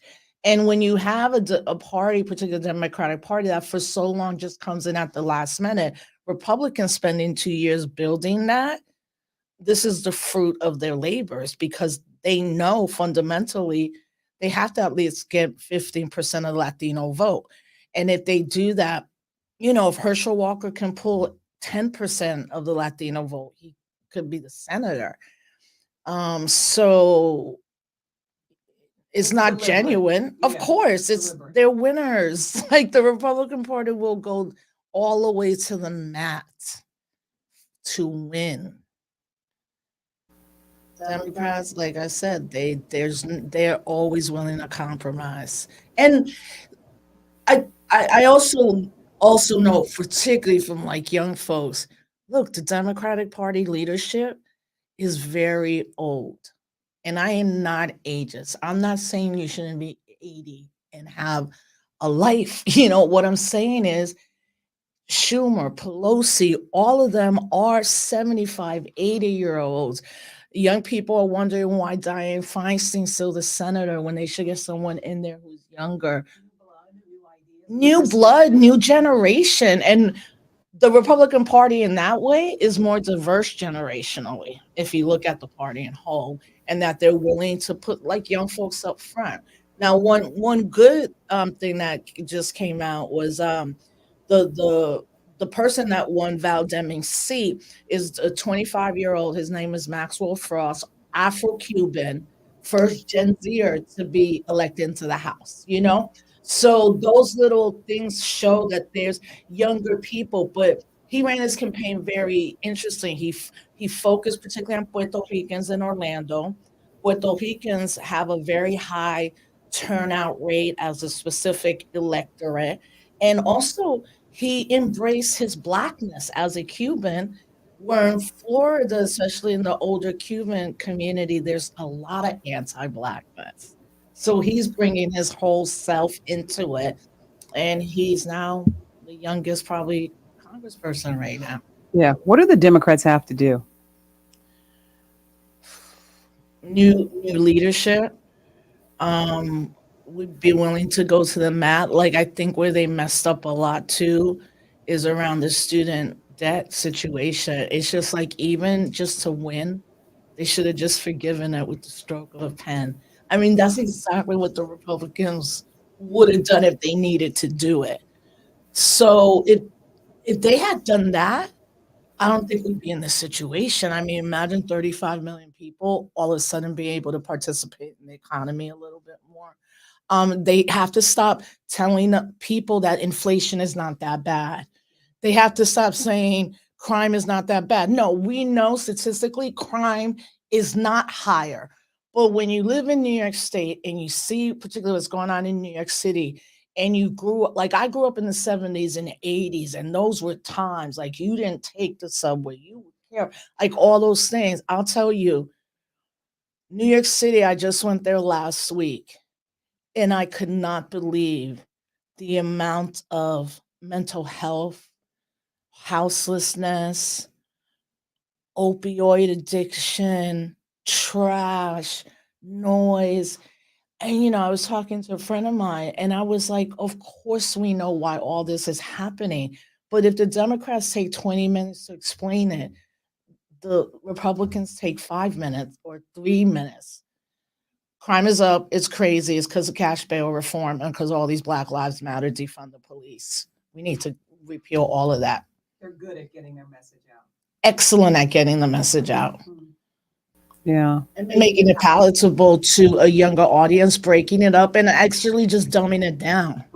Unfortunately, it's like, come on, folks, like people don't want to hear a 20-minute policy speech when they are really afraid, and whether it's warranted fear or not, when you have the level of misinformation, but the constant imagery of that, you're going to be like, crime is horrific, and Right. I cannot walk outside without something happening to me. Right. Hold that thought. Ashley, do we have okay, we don't. We can keep talking. We are going to we're hoping to get Rachel Tiede to talk to us. She is at Stefanik headquarters, and so we're hoping to hear from her. But I think we have a great conversation going on because you're talking about getting the message out and who's better at doing that. And you're right. Some of those ads that we saw, we know that some of the people in those ads about crime were not even New York City. They were not even in the state. They were from another state, but they took that video and they put it here and it was effective. Yeah, and they nationalize it. So like you go to Arizona and they using stock footage from New York City crime to be like, crime is up in Arizona, Right. crime is up, and they've made a lot of the local races national races, yeah, I think though no matter what happens, I really believe people are not fully grasping what it means for Trump to run again, whether he wins or loses. I mean, we see the effects years later. There's complete mistrust in every institution. Young people's mental health is up. They're seeing virus after virus, climate catastrophe. Then folks like us are like, no, inflation is real. I never understood it myself until now when I'm literally seeing everything double. And you're like, folks like us who can work and have healthcare and all that, we still sometimes have to work so hard. The conditions of the majority of Americans are really poverty, working class condition. I mean, things that are really happening. Rent is becoming, skyrocketing again, and also the leading cause of death now for 18 to 37-year-olds, I think, is fentanyl. Mm-hmm. And the opioid crisis. And we know that how the crisis began now. We've seen it. It was purposeful. It did particularly affect a majority of white people at that time. But now it's the leading cause of death for 18 to 37-year-olds.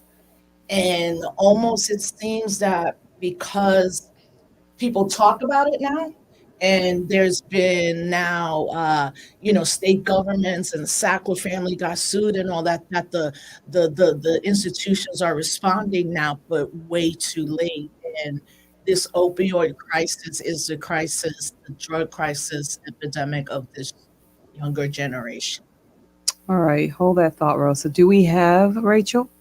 Okay, let's listen in and see what Rachel has to say and whether or not she can get us some numbers. Rachel, can you hear us? Hi, Elaine. Yes, I can hear you. I do have some numbers for you. Granted, it is still very early on in the evening, but as I've been looking at those numbers, and I touched base with you a little bit ago about those early results, we were seeing Castelli in the lead. Right now, in the last half hour or so, we've started to see Stefanik take over a lead as well. Again, Granted, still early on in the evening and this could change, but as of right now, we have Castelli seeing about 42% of the vote and Stefanik seeing about 57% of the vote. That's with 339 districts reporting out of 594. So still a ways to go, but it is starting to slowly lean more towards Stefanik. And again, I'm in a ballroom that is next door to where the actual watch party is happening for the sake of noise. But the people in the room can feel it. They can feel that they are starting to take over, and they're seeing more of these results come in. And people are getting excited about it at the Stefanik watch party. All right, Rachel. Thank you very much. We will check back with you in a bit. Okay. All right. All right. Thank you. Back here with me in the studio here where we have our YouTube news all set up. Carolyn McLaughlin joining me again. We were talking about a lot of great things before. Ashley, you're looking at me. You're giving me the look. Okay, hold on, Carolyn. We are going to go to the studio right now. Of the election. Still very concerned, particularly in New York City. George Amador, what do you think about that? Is there? We don't typically see it around here, but some say that no, it's more likely to be in the 5 boroughs of New York. What do you think about that? Well, I've been through a very close election back in 2012. Matter of fact, it went all the way to... How many votes was it? 47. 40. Well, it ended up being 17. 17, okay. It was overturned. I was up so many votes, and then months later, I was down 17. So I know how it feels for a candidate that not to have that definitive answer, like you're declared a winner or not. But for any candidate to go out there and think that, well, the election has been stolen, I just think it's ridiculous. This is the 21st century. We do have good technology. We have protocols in place, and we should be able to trust the system. And if there is fraud, then they will try to find it and root it out and then handle it when that comes up. But for right now, I think it's way too soon to even think that whether it's the Democrats or the Republicans think that the election can be stolen. You realize that in some circles that would not be a popular opinion among some certain Republican candidates even. You realize that? Sure. You're reasonable. Let's focus on facts, though. In 2009, when we switched from the lever machines, and by the way, let's talk about an unsecure system. In Albany, if you had a lever machine and you pushed the Republican line, it sounds different. It just did. When they switched to the electronic voting systems, there was a debate on this in the Board of Elections, and that's why instead of an all digital machine, which would, by the way, have much quicker results. That's why we do the paper scans. There's a record. It's there. It's secure, and that is before this QAnon stuff. All right, we are back. We just wanted to give you a look-see, if you will, at what was happening on the television side. Mark Mulholland and our panelists there. But hey, we have our own panelists in here. We're having a good time. So Yes, hey, we are. Yeah. Carolyn McLaughlin joining me again. We had a little problem with the camera. You were out of focus, but you look beautiful now. Everything's great. CJ hooked us up. So we're doing well. Ashley's still in the room, our technical director, and she is doing a great job of letting us know what the people out in the field are doing. And so you're watching these races over in our green room. And what are you thinking about what's going on? Because we're not only seeing our local numbers, but we're seeing numbers from around the country. And there were some really interesting races that people were very interested in. And what have you seen? Because I haven't been outside. Well, there's some big disappointments. I know we noticed earlier that Val Demings lost in Florida. That was a disappointment for me. They tell me even now down in Georgia, Stacey Abrams is behind. I haven't heard anything about what's going on in Wisconsin. So I'm interested to find out what's going on there. But there is an Afro-Latina that has won the seat that Val Demings had to vacate, a Gen Zer, 25 years old. That's exciting. So, I'm sitting on the edge of my seat because I don't know what the numbers are. Right. And Usually, we know, well, it's almost 11. I would expect that before I go to bed tonight, I'll know if I have the first female governor Yeah. elected in New York State. Yeah, totally Um, different race. Started out one way and had totally changed and neck and neck and I mean it really was and I guess has been- Congresswoman Stefanik, her race has gone back and forth. And what's going on with Congressman Tonko? he won. He's a projected winner according to NBC. We heard that earlier that he had good, won. good. Who else, Ashley, did we hear? Was Letitia James. Yeah, Letitia James is one. So we got Yeah, I would have we got some of expected the- that too. Yeah, Yeah. we got some of the numbers that were coming in, but a lot of them haven't come in yet. And I mean, and I think that and you can tell me because you've been in politics for a very long time and you've run your own races. But I would think that might be because you got a lot of got a lot of people who voted early. You got a lot of numbers out there, and Yeah, especially with the whole dynamic of early voting. Mhm. Those numbers, they're not even counted in this yet. Yeah. So races that are particularly close, I think you got the double factor of absentees and early voting. Early voting, yeah. So, but I think the major races, we probably will have some decision tonight. If you went on election night, pretty much holds true, unless it's a squeaker. Yeah. And people are coming through with maybe winning by 20 votes or something Yeah. like that. I'm interested in the Mehmet Oz and Fetterman. Yes. I mean, that was pretty neck and neck for a while. Yeah, and I didn't hear the results on that Yeah, one. so I think there are a lot of numbers that are going to be coming in a lot later. Because we got to be concerned about those national issues that are going to be impacting so many people. The issue of Medicare and Social Security being robbed. That's what I call it, being robbed. And that is dependent upon who's getting these Senate seats. And I think that And that's a big issue. That just is a talk big about that. That's a big issue. issue because people have this mistaken belief that Social Security is something that somebody gave you. When you actually paid into Social Security your entire working life, and when you retire, when you're not working, that money is yours. It's not something it's not a handout from the government. I started working when I was 14. And when I got my statement, when I first started getting Social Security, and you get your statement, and it goes all the way back to the first time you got a paycheck. And it might have been $25 that went into the system, but whatever it was, by the time I retired, it was a significant number. And so you earned it. You invested in it. Because the way it's supposed to work That's the way is it's supposed the to younger work. people invest in it. And when you get old, because you've invested in that, it's yours now. But even though we did have a segment in there where the population wasn't as great, the people that are going into the workforce are not the amount to support the baby boomers that's necessary. Right. But it's no reason for you to come rob the system. And, but think about it. What are those people going to do? Some people, that's their sole source of income. Mm-hmm. What do we do about that?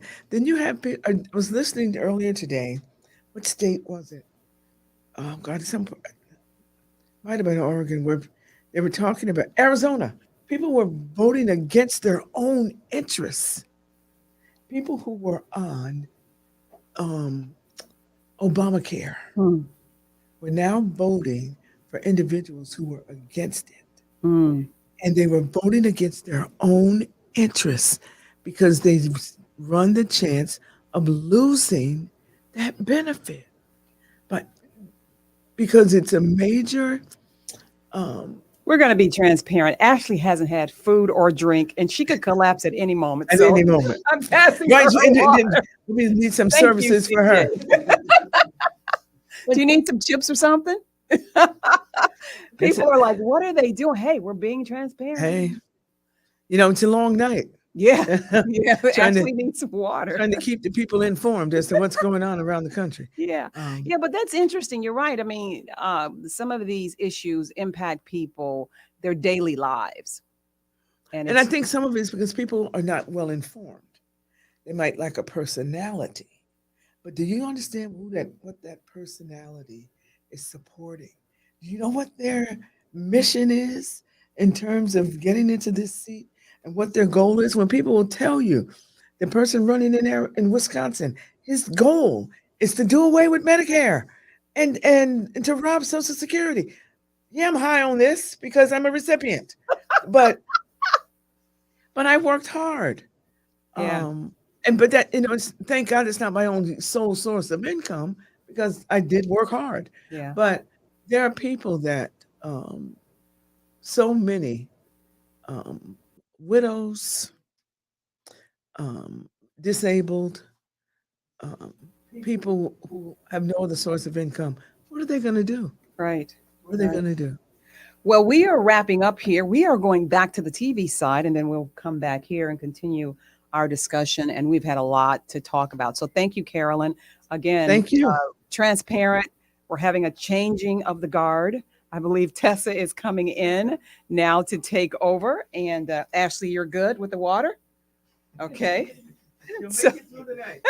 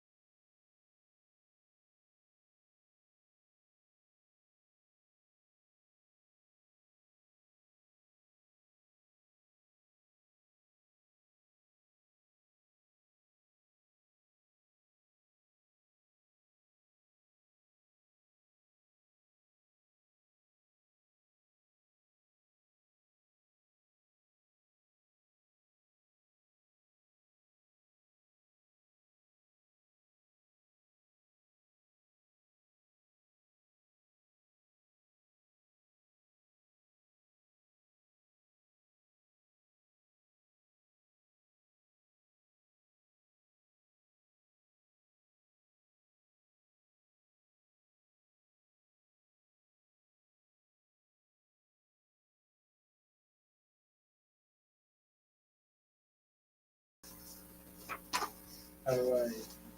actually stated.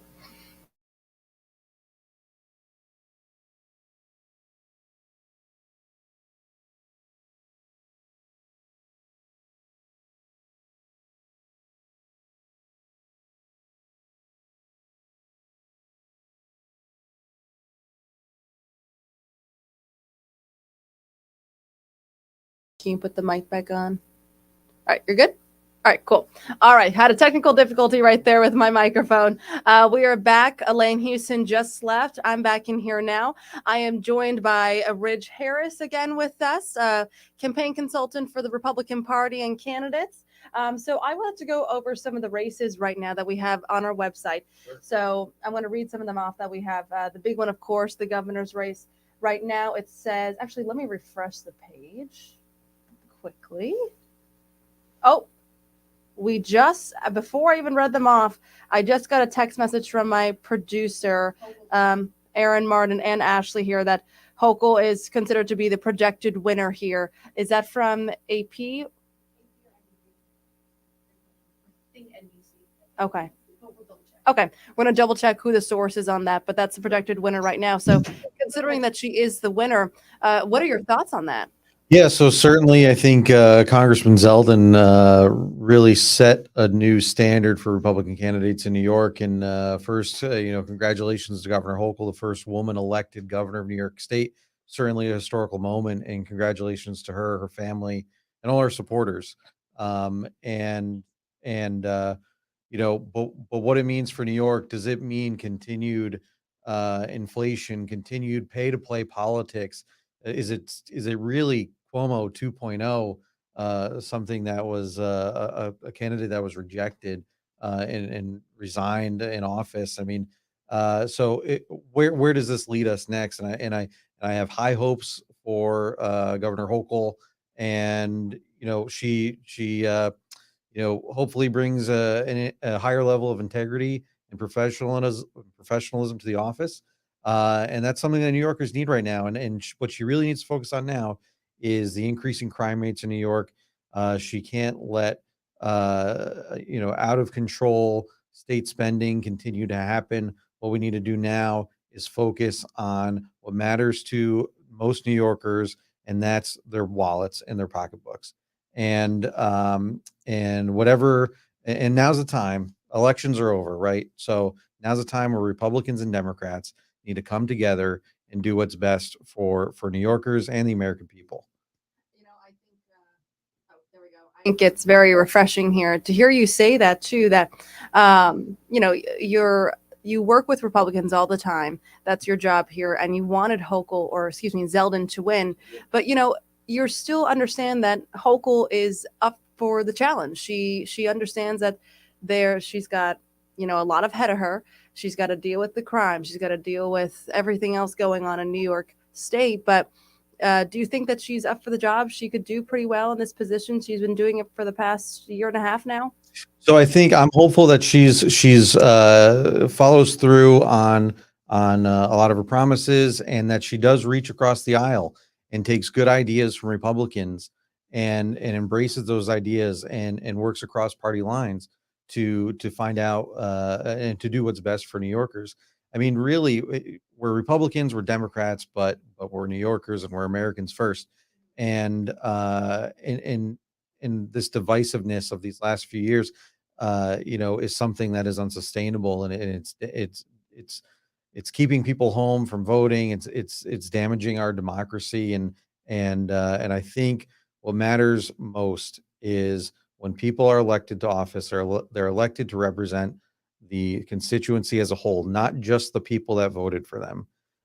So when you have the authority from the people to execute certain powers, that you do what's best on behalf of everybody. So I'm still hopeful that Republicans continue to increase their number of seats in the state Senate and the state Assembly, and certainly in the House of Representatives in Washington, D.C. I think we'll have a strong turnout there, as well as the United States Senate. As we were just saying earlier, NBC has declared this race that Hochul has won over her challenger, Republican challenger, Lee Zeldin here. This is something that we're talking about if you're just joining us now, that Hochul has won the race, according to NBC. Even though Zeldin lost, he put up a really good fight, what we were talking about earlier in this newscast. He had a very good campaign. Even though he did lose, what does this mean for the Republican Party now?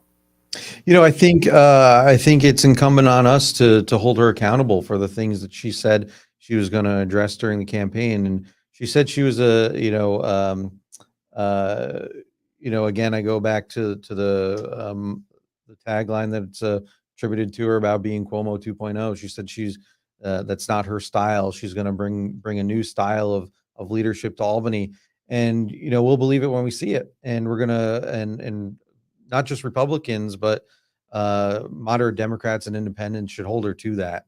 And if not, then we'll take another run at it again in 4 years. Yeah, and Sabrina Dami is covering this race down in New York City and Manhattan, actually. So hopefully we can get her on our YouTube newscast. I'm not sure if that's 100% possible. Our photographer CJ is in here with me. We're both working with our producers, so I'm going to go ahead and text them while we're talking as well to see if we can get Sabrina Dami in here, or excuse me, through a live stream to see if she can talk to us and see what the atmosphere is like out there. And Dan Levy, since he's covering Zeldin down there, and see what's kind of happening now that the race has pretty much been called. So CJ is going to actually message them for us. But let's look at some of the other races that we have here right now. I'm going to refresh the page here because it still says on our webpage that it wasn't called yet. So the other races that we know for sure that have been called are Chuck Schumer for U.S. Senate.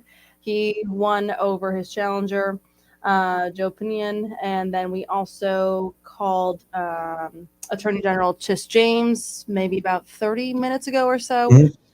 So now we have the other two big races here are the 19th district, which is Josh Riley running for as a Democrat, and then Mark Molinaro running for a Republican office. And then we also have the 21st district, Elise Stefanik, Republican. She's held this seat since 2014. We also have Democrat, who is a political newcomer in this case, Matt Castelli. The numbers are not showing up on our website, so I'm going to see if we can get those numbers as well. But those are the other two big races here as well, especially for Matt Castelli, who in most cases, people wouldn't say he has much of a chance when you have a district, the 21st district, which is pretty much primarily Republican. Sure. So Elise Stefanik, the number 3 Republican in the House, I mean, I think she's a solid representative. She knows her district well. She is someone who delivers results for her district. And when Fort Drum was in her district, I mean, she was a solid, reliable, and powerful advocate for that area. And I'm confident she'll coast to victory there. Other important races in New York, Congresswoman Claudia Tenney was reelected. Nick Langworthy, former the state GOP chairman, won election out in the Buffalo area. Another close race, and the Republican, last I checked, was leading in the polls down in New York 17, with Mike Lawler currently ahead of Congressman Sean Patrick Maloney. So these are and Sean Patrick Maloney being the chair of the DCCC. So that's a really remarkable race to watch. But with Marcus Molinaro and Josh Riley, that's a very interesting district. So you have Binghamton in that new district. It's a new district. So I used to work for Congressman Gibson, who covered much of that area in Congress for a number of years. You have Delaware County, Greene County, Otsego County, Broome County. The large point there, large densely populated area there being Binghamton. But those the demographics of that district are tremendously interesting, and really what's important to that district is agriculture. Mhm. So, but it's also seeing, we saw this at the tail end of Congressman Gibson's tenure in Congress. There was an increasing of new voters in the district who had previously voted downstate. So whether they're moving upstate to a new home or family farm and deciding that that's their primary residency, and that's where they're going to vote. That certainly have an impact on upstate elections. It's going to be interesting to see how that district was drawn and how that shakes out. I think that's going to be a real close one. Sounds like Josh Riley's ahead right now, but Marcus Molinaro. I actually just got the results from our producer right now. So it says Riley is up 54 to 45 with 40% of precincts reporting. We're actually being told right now that Castelli is speaking right now. I don't know if you can see it on our live stream right now, CJ. It's not up on our live stream yet with the News Channel 13, but once it comes up, let's dip into that really quickly so we can hear what he's saying. My producer is saying it sounds like he's conceding, but stand by. Right now, the results for that is Stefanik is up 53 to 47, which is no surprise there. Mm-hmm. Do you really have a shot in a race like that as a Democrat in that district? The enrollment of that district tells you no. That's a solid Republican district. But aside from that, it formerly represented by Democrat Congressman Bill Owens when the district was shaped a little bit differently, but the majority of that area. But I think Elise is well known. She's well liked. She's respected, and I think people know she's been able to deliver for them. She's a strong advocate for veterans, strong advocate for law enforcement. When New York State was closing prisons in the North Country, that had an impact on hundreds of families there, and she was a fierce advocate to keep those prisons open so that people could maintain their jobs, and at the same time not overflow prisons in other areas of the state, so relieve congestion in prisons where inmates were being double bunked, and it caused safety concerns in those prisons. So she was an advocate to keep those prisons open for a variety of reasons, and I think that, in addition to her messaging and her national profile, really helped her get over the finish line in that district. Gotcha. I'm also being told that Delgado, Lieutenant Governor, is speaking right now. I'm trying to see if we can get that live stream up soon from our News Channel 13 coverage. CJ, do you know if we can get that up anytime soon? Okay, gotcha. Do you mind texting Aaron or Ashley or another producer to see if we can get that up pretty quickly? But while we're waiting on that, this district that Stefanik and Castelli are fighting for, it looks like Stefanik's going to win here, is, like we said, a very Republican area, but it's an area where a lot of farmers live too. I've done a lot of reporting out there, and historically farmers have voted for the Republican Party. And she has been endorsed by President Donald Trump before, and I think in this race as well. And that's a big win for them as well, is if they see that backing from President Donald Trump, especially farmers, they're going to usually go with that party, especially because she's gained a lot of trust in that area. Sure. A lot of the interests and values of rural America align with the Republican Party. And a lot of what it is agriculture is in the North Country is one of the primary economic drivers. So instituting policy, really, farming is the backbone of this country. It is, and tourism, agritourism, and agriculture are major components of upstate New York's economy. So, for farmers to support her is critically important, and it's not to say that candidate Castelli did not have an impressive record. He was a CIA officer. So, he's got.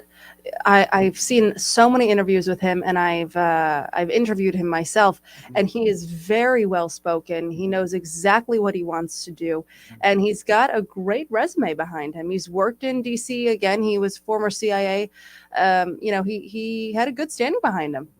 Yeah, I think probably where he struggled was connecting with his constituents there. He did, however, do a lot of door knocking. I think he was out there every single day, but from what we're seeing, it clearly wasn't enough. Yep.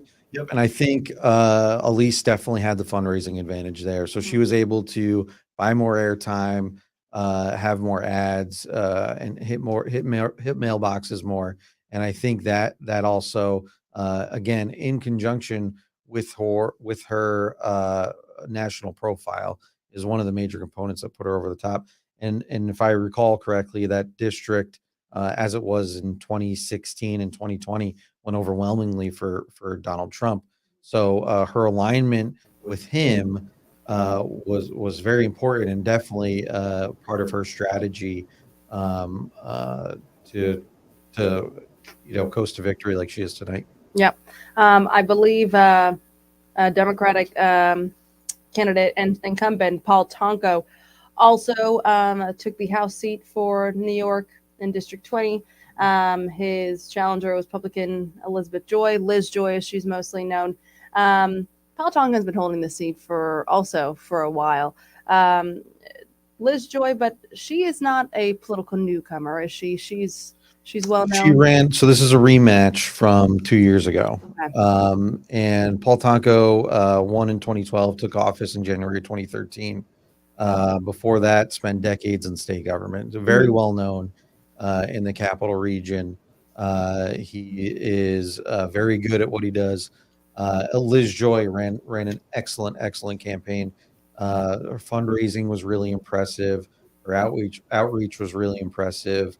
And quite frankly, from what I saw, she made Paul Tonko work hard for his reelection. So again, she's also setting a great playbook for the next Republican candidate to challenge Paul Tonko if he decides to run again in 2 years. But for that district changed quite a bit. Remember, it lost parts of Rensselaer County that were more Democratic, and parts of it lost Amsterdam, Tonko's hometown, Yeah. and it picked up all of Saratoga County, so a more rural, conservative area. So the demographics of that district shifted quite significantly, and I'm interested to see the breakdown of how the vote turnout was town by town in that district, because I think there's a path to victory forward there for Republican. It was probably a little challenging this year being that district, that new district, but I think Paul Tonko is an institution. It's certainly going to be hard to run against him every time he decides to run. But I do think there's an opportunity there for Republicans in the future. Okay, great. Well, you said the stream is back up, CJ? Yeah, but it looks like Delgado is speaking. Okay, perfect. Do you mind putting me back on the stream really so I can announce it? No, you're good. Okay, so we're being told that our stream is now working again. It looks like Lieutenant Governor Delgado is speaking right now, so we're going to dip into some of our coverage here. And just to let everyone know, NBC has declared that Governor Hochul is the winner of the governor's race against Republican challenger Lee Zeldin. So let's dip into some of that coverage. Rights, but together right here in New York, we will stand up and defend our rights, reproductive rights, voting rights, the right to have a safe community free of gun violence, and the right to access the benefits of a 21st century economy for everyone and not just a privileged few. 45-year-old Antonio Delgado, the lieutenant governor of New York, winning tonight, a native of Schenectady, the former congressman from the 19th district, and hearing a very impassioned speech there. We need to remember that he was brought in late in this affair to replace Brian Benjamin, who was jettisoned after some problems of his own. There is a local person holding the second highest office in the state of New York now. Rich, what are your thoughts on that? I think how much influence does he have? I guess is what I'm asking. The job of lieutenant governor is very ceremonial, very traditional. But you also are in the proximity of power in case something happens. I think it's interesting that both Governor Hochul and him and Lieutenant Governor Delgado do not hail from New York City. That's one of the many conventions that's been broken the last couple of cycles. They used to, apparently they won, and it's we now. Okay. Hi, everyone. We're back again. I am being told that Dan Levy is in our live stream right now. CJ is going to pull him up. Here he is. Hey, Dan, can you hear us? I know why. Oh. I'm going to mute him really quickly. Hey, Dan. Tessa, Do you mind muting Dan really quickly? I'm not sure if he's ready just yet. Dan's having some Dan's having some technical difficulties for a second. When he's back up and running, we'll get to go. CJ, do you mind texting Assad? Yeah. Assad is our photographer who's working with Dan, and so we're going to text him really quickly, just let him know, hey, let us know when you're ready to go, and we'll take Dan. And just so everyone knows, Dan Levy is covering Lee Zeldin down in the New York City right now. And he told us, we checked in with him maybe an hour ago, and he said the atmosphere was pretty good. There was a lot of people there. Everyone was very excited, very hopeful. And we're almost ready. Very fluid situations going on over here. So it looks like Governor Hochul has won, as I said, from NBC's polling. It had been declared the race. The other races that have been called right now is U.S. Senator Chuck Schumer, a Democrat. He's been holding that seat for a while. He won in the race tonight. Attorney General Tish James has also won. Paul Tonko has also won as well. We're still waiting to hear on the 19th district, which is Mark Molinaro, Republican, and Josh Riley, who is a Democrat. This is a new district based on the redistricting maps. We're also waiting to hear about the 21st congressional district, which is Elise Stefanik, who's been holding the seat since 2014. It's a very Republican-run district, but her challenger, Matt Castelli, a Democrat, is very hopeful to try and gain this seat from her. But I am being told from my producer, let me pull up this text message right now, that Castelli was speaking for a little while. And it looks like he sounded like he was conceding, but she said stand by. We'll see if we get any updates from that. We actually have Sabrina Dami also in our stream right now. Okay, Levy's ready. So let's go ahead to Dan Levy first. I'm going to pull it up. Hi, Dan. Can you hear us? loud and clear, Tessa. Yeah, finally. I'm glad I can hear you. Okay, perfect. We're up on our stream right now. So NBC has declared the race that Governor Kathy Hochul has won. So what is the atmosphere like now that we know that Zeldin is not the winner? Well, the news of the results of this race is, making its way through this crowd. And I can say there's a lot less energy right now in this crowd. It's pretty clear just by looking out, stoic faces, perhaps some sentiments of disbelief. We should point out that Lee Zeldin throughout this race has always declared that losing is not an option. Well, tonight, Congressman Zeldin is finding out that losing is a reality. He had high hopes. We know that he narrowed the polling from double digits to single digits, but the differential right now seems large. It's more than 10 points. It is double digits. We are waiting for the candidate to arrive. He is not here yet. And now, a lot of people here were expecting to hear or expecting to erupt in celebration, but now they are awaiting a concession speech. When that happens, we will get back to you and we'll bring it to you. Tessa?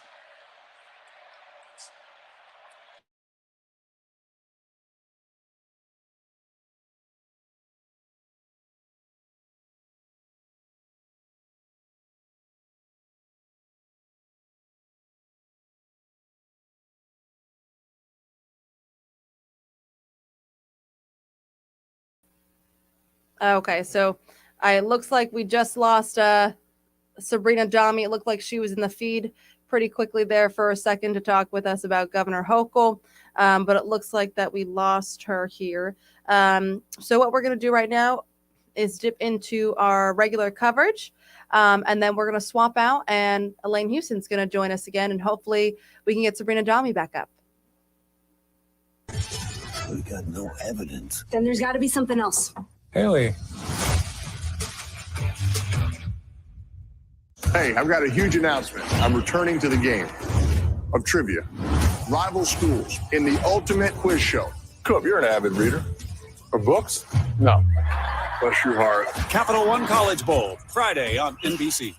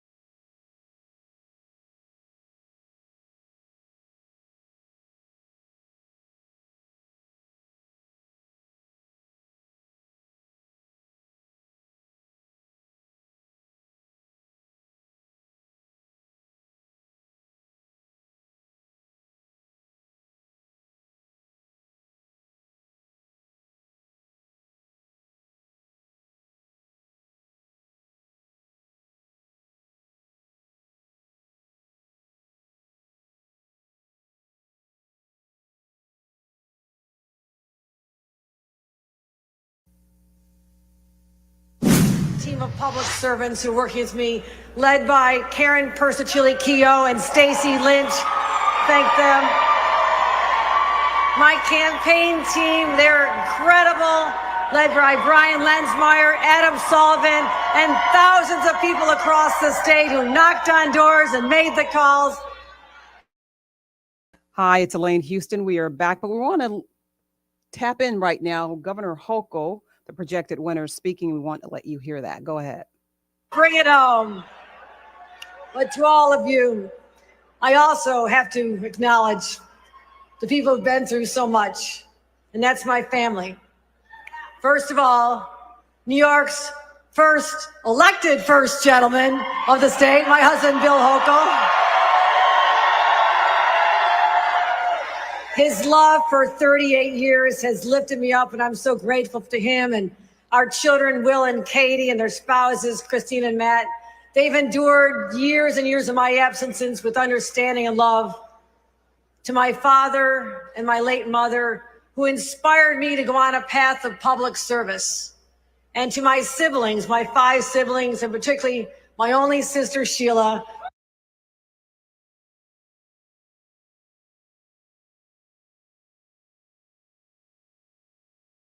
And that was Governor Kathy Hochul, who is the projected winner. The numbers are in, and she was just thanking all of her family for supporting her in politics all of these years. We lost the audio for that. When we get it back, we will let you listen in. But right now, we're going to go to Tia Penix, who's been out, and you covered Tonko, correct? I was at Paul Tanko's watch party at the Italian American Community Center. I spoke to him actually before he officially won, but he seems pretty optimistic.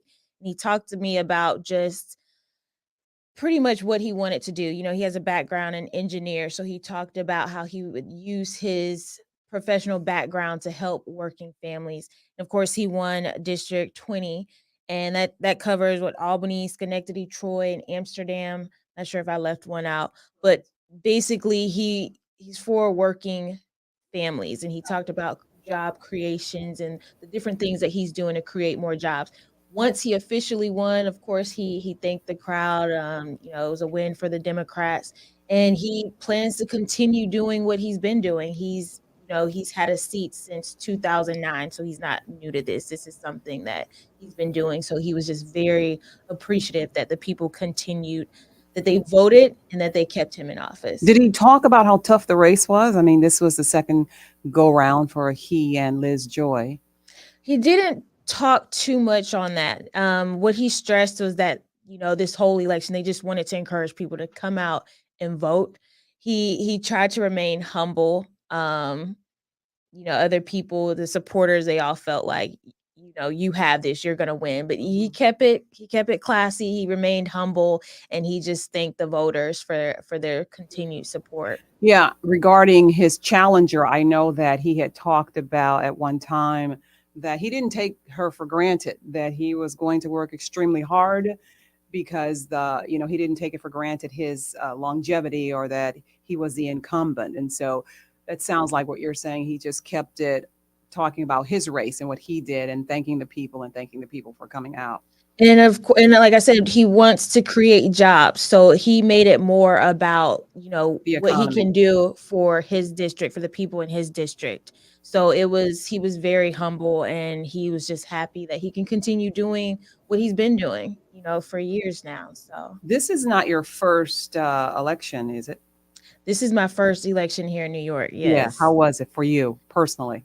It's different coming from Florida. You know, Republicans win pretty much everything in Florida. So I'm seeing the opposite here in New York, where it's like, for the most part, Democrats have it. So it's very different coming from a red state to a blue state. And of course, things were a little interesting. We were wondering what would happen, but it's just the Democrats here are a little more confident, I would say, than the Democrats in a red state. So it's been very interesting to see that flip.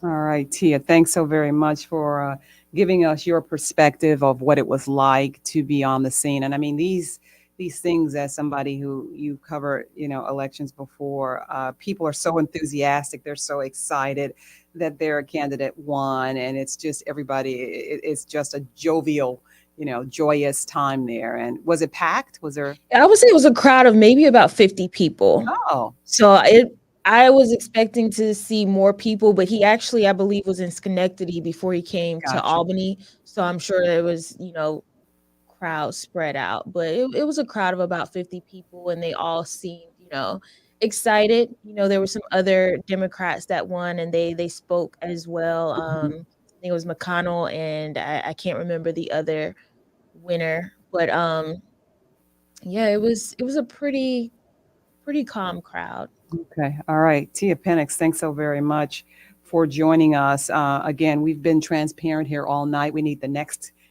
guest in here, so we're just going to let you walk and get her and bring her in. And sorry about walking in front of the camera, but hey, that's the way it is here. We're just trying to have as many perspectives as possible and bringing people in. Lots of races really still too close to call. We were looking at the Dr. Oz race against Fetterman.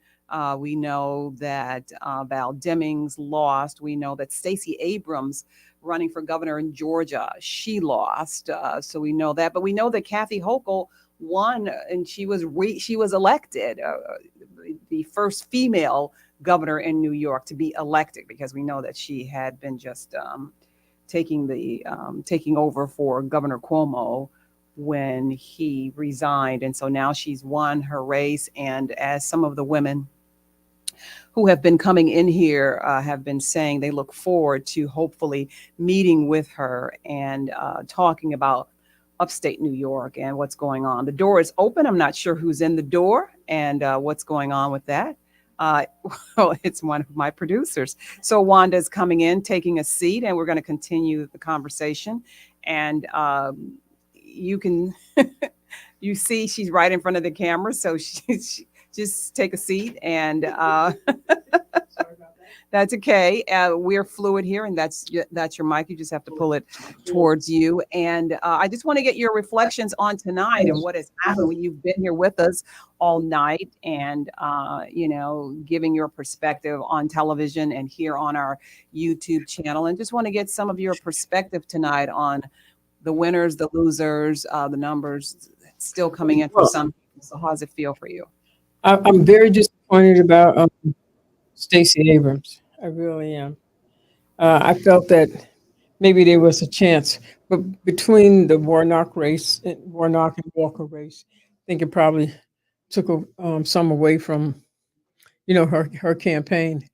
And I just spoke with my son, and he said her campaign was a little lackluster because even though Obama came down to support her, okay, it still didn't take off the way that it should have.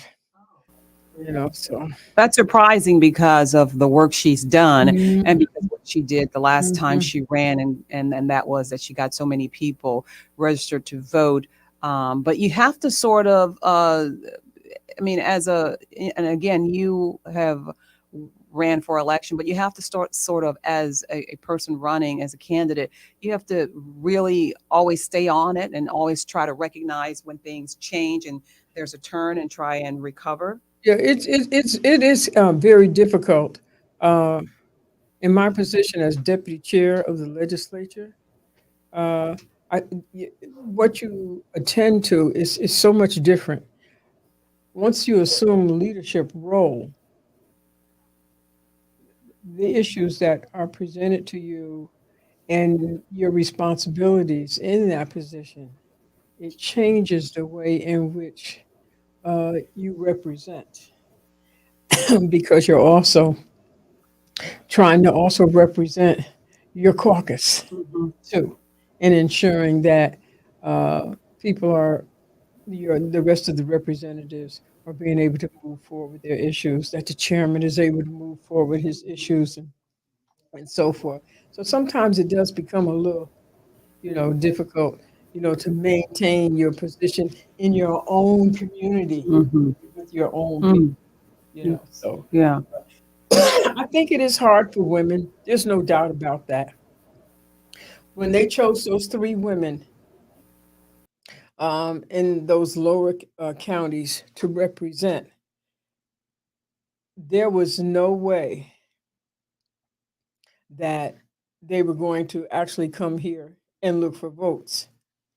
But not only that, it also affects the way in which people look at you.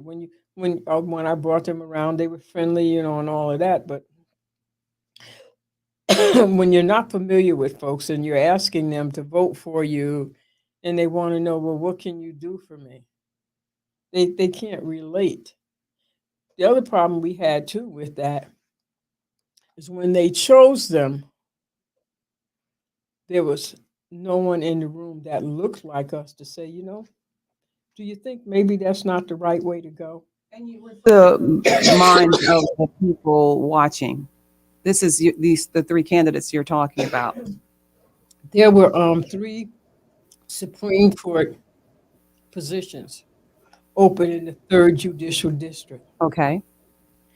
And which Albany County is a part of that. It's 7 counties. All of those candidates came from downstate instead of this way. And so when the chairpersons of the different counties got together, they went with choices, had to go with the choices from there. And so what happened was, when they chose the people who they wanted, I don't think there was anybody in the room that looked like us to say, I don't think we should choose 3 white women. How do we get in the room? How do Well, women of color get into the room? I mean, you got to be in the pipeline. You have to have run and started at a lower level, and you know, it's like what they say about the lottery. You got to be in it to win it, and so you have to pull people in. when I would have to take right now look at some of the races that have occurred and how some have gotten into the room. A lot of it has just been the luck of the draw, and that's the truth. If I was to actually tell the real backstories to how some people, you know, got into those positions, I think the most open case was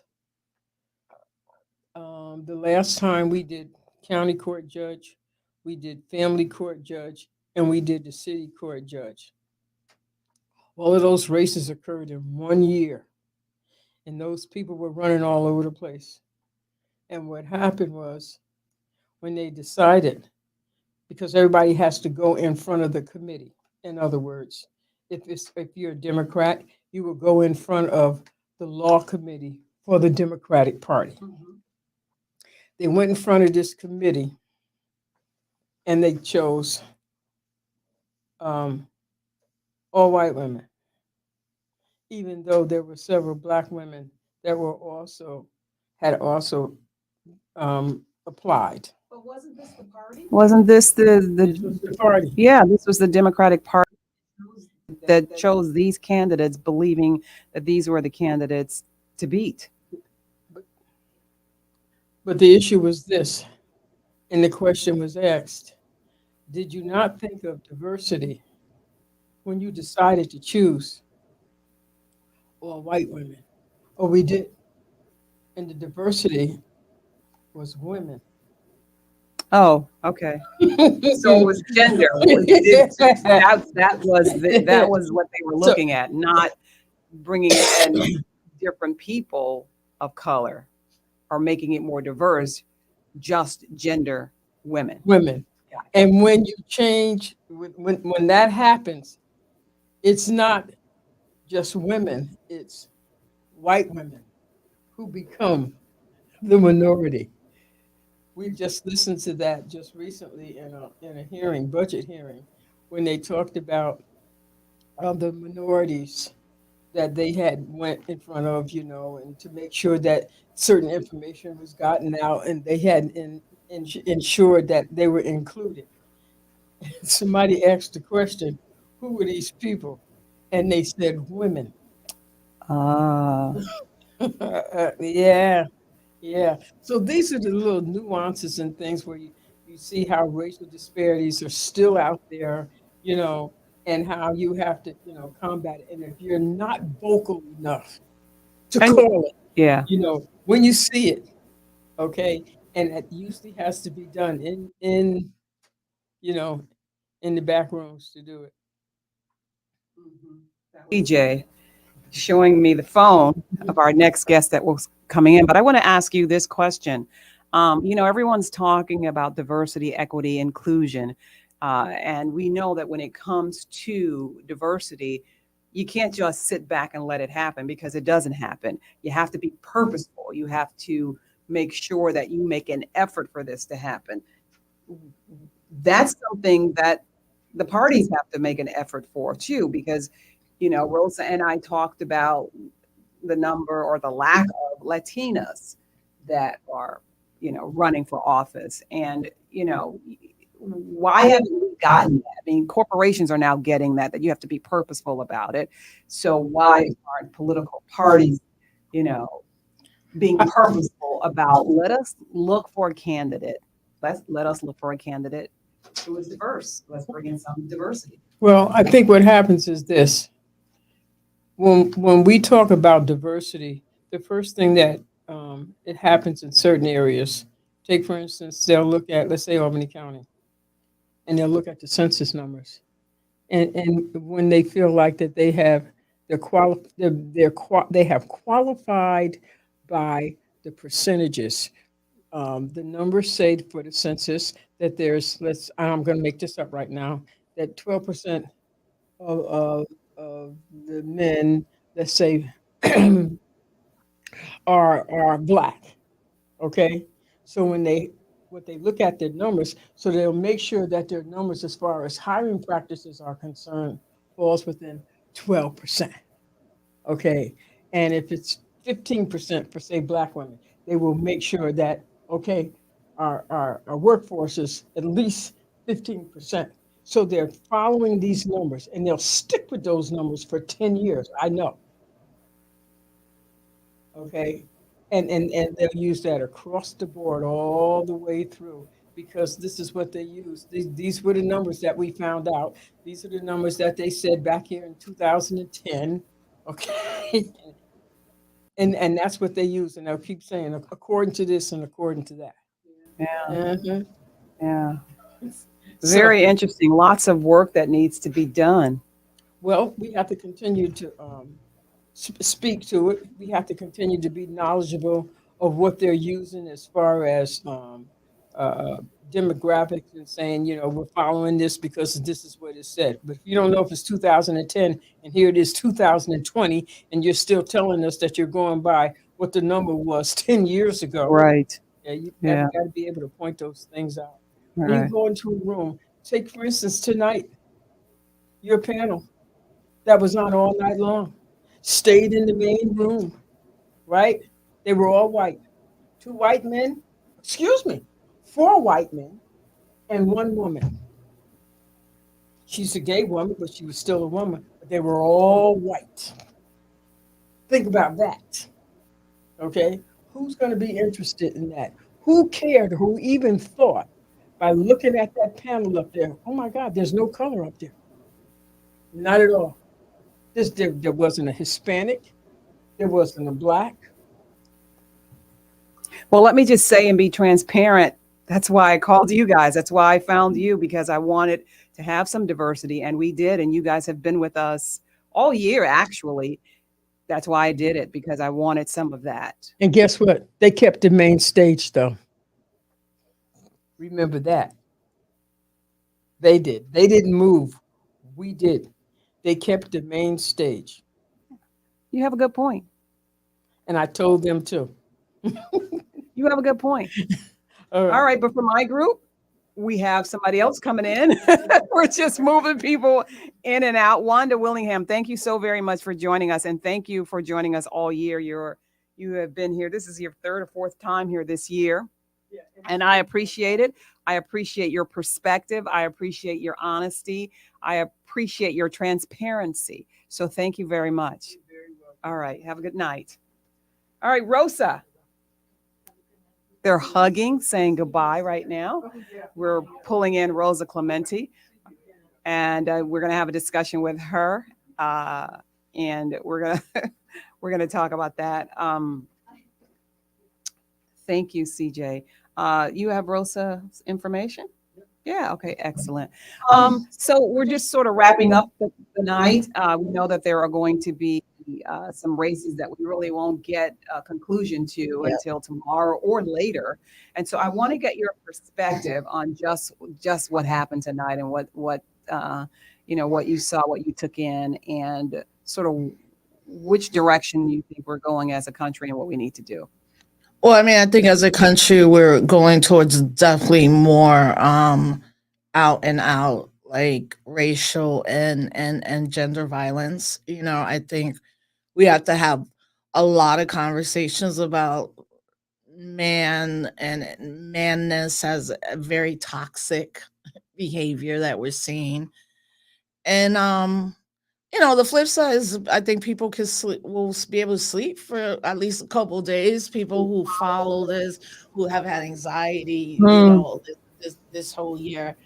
And that, there's always definitely going to be, and I love seeing that younger folks, even if they didn't get the coverage, you have some really good wins of some younger folks that believe that, electoral politics is important, but also are kind of grassroots movement folks regardless. So for me, I always believe in the activists and the organizers, and also like for folks who voted, like what does the next day look like in terms of the work? Voting is something that you gotta like do the work after you vote as well. Yeah. Hold on. We have Sabrina? No. We do not have. We just lost I'll Sabrina. tell you if she comes back. Yeah, okay. Just talking to CJ, my tech guy. Yeah, absolutely. What will tomorrow look like? And it's interesting because you, like Wanda Willingham, who just left, Albany County Legislator, have been here all summer with me, 3 or 4 times you've been here. And you remember the conversation of whereas they were saying they tried to get an audience with the governor and they never could. Yeah. And not only her, they couldn't get an audience with any of her reps. So it's interesting to see, will that change tomorrow? Will that change now?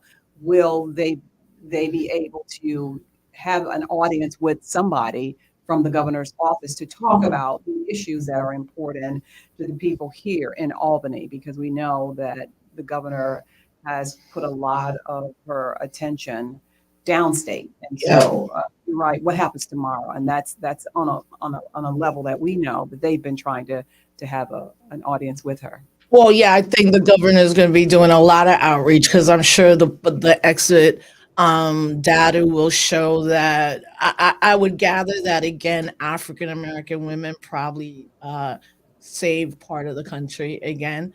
Hochul, it should have never been this close. And she took for granted, again, that kind of Democratic base. And yes, focusing a lot on New York City. Look, what's happening in New York City is horrific because we have a mayor, that like he goes to the clubs every night. You're like, dude, do your job. Like people didn't vote you in for you to be at the club or at these events. It's like he loves the celebrity of it. And then even around public education in New York, how he was so willing to cut that budget but fund the police again. But Hochul, I think, made a big mistake. And now that she won, and she comes from, quote, upstate, I do believe that people from Albany to Buffalo expected her to be more responsive to the issues that are a little different here outside of like New York City and the 5 boroughs and Long Island. Yeah. Nationally, what surprised you? National races. I thought Abrams would win. But as I said earlier on the broadcast, not only will Latinos again take it for granted. Oh, if a small percentage went towards Kemp, that's probably what we're going to see. Now, like in full transparency, I'm not a Democrat. I'm not a Republican. I vote Green as much as I can. I'm a registered Green Party member.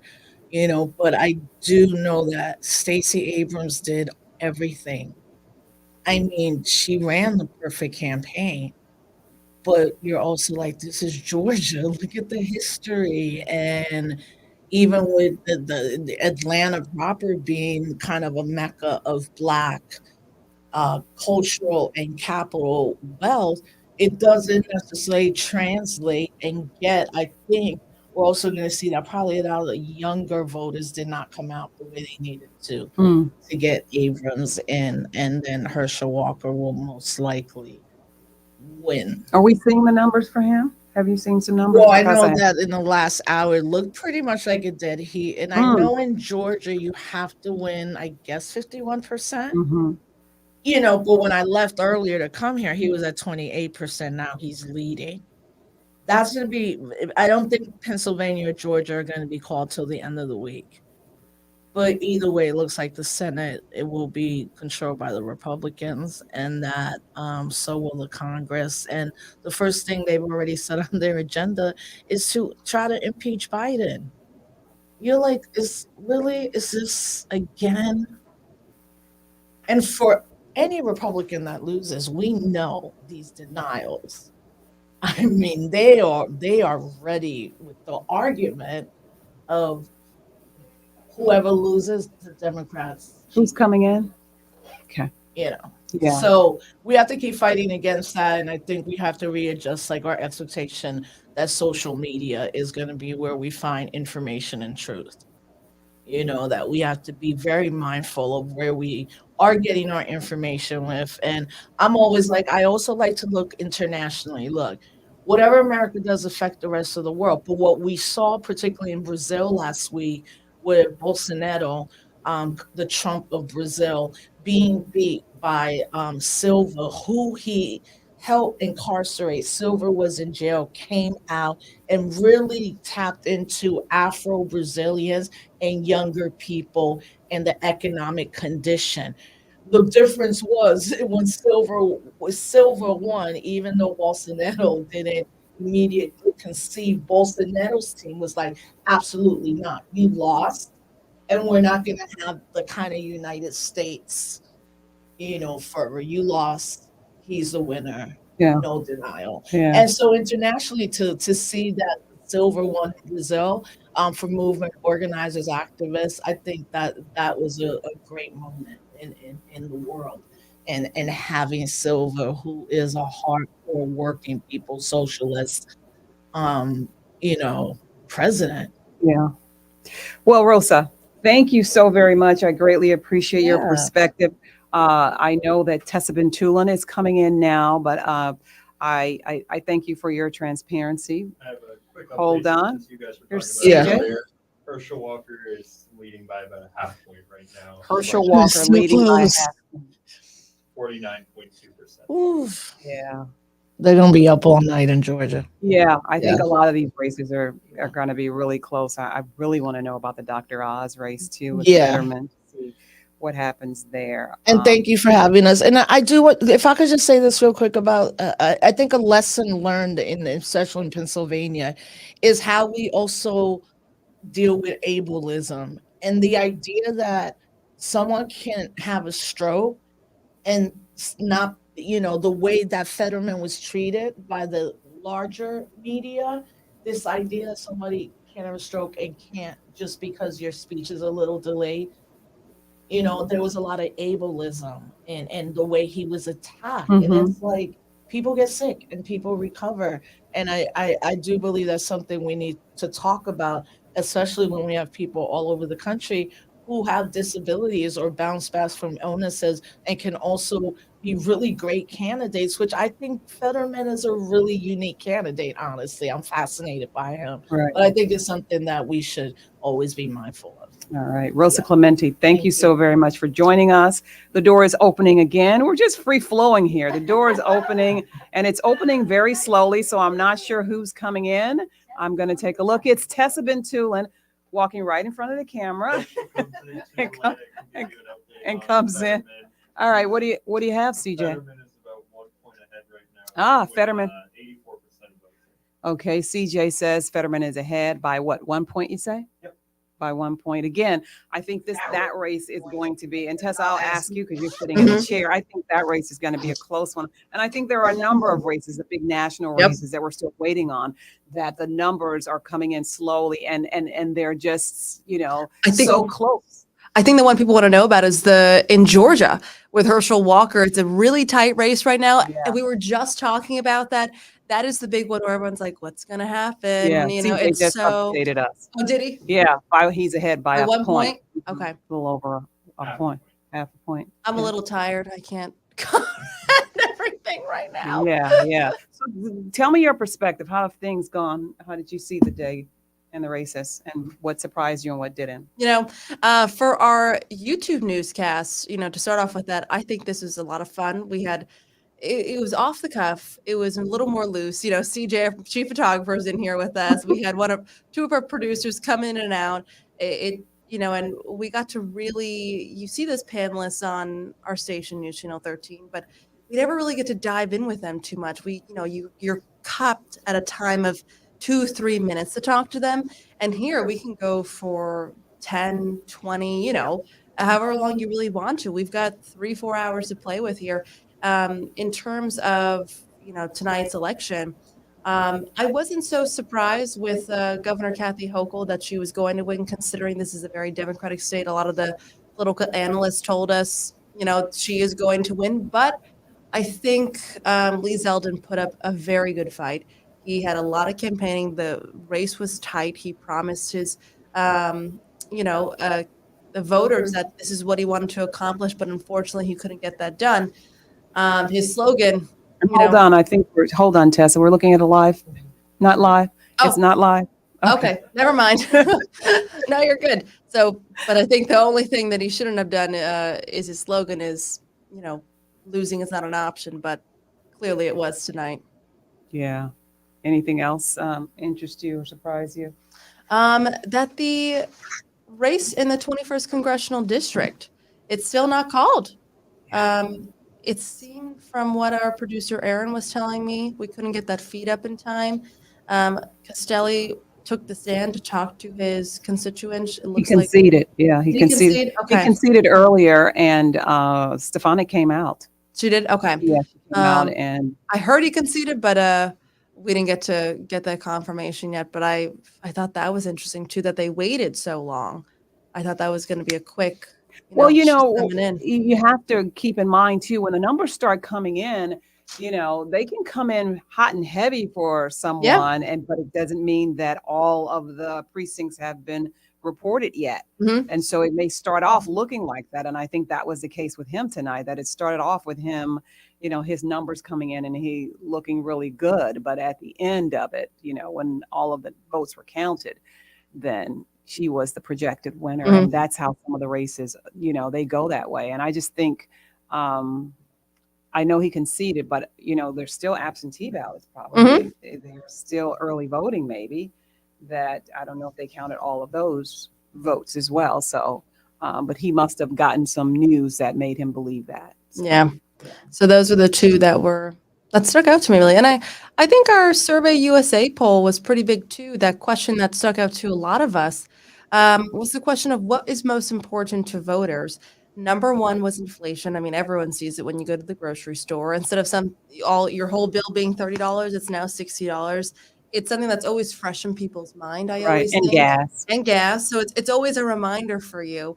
And then number two was abortion. Yeah. And then 3 was crime. Right. I think abortion is still very fresh on people's mind, even though the decision happened in June, and a lot of people were banking on the fact that they would not think of it as much, but it's very prevalent that it's still a big deal to a lot of people. And Jonathan Hunter this morning spoke to voters, and he asked them, what's an important topic to you, without telling them about our poll or giving them, options to choose from.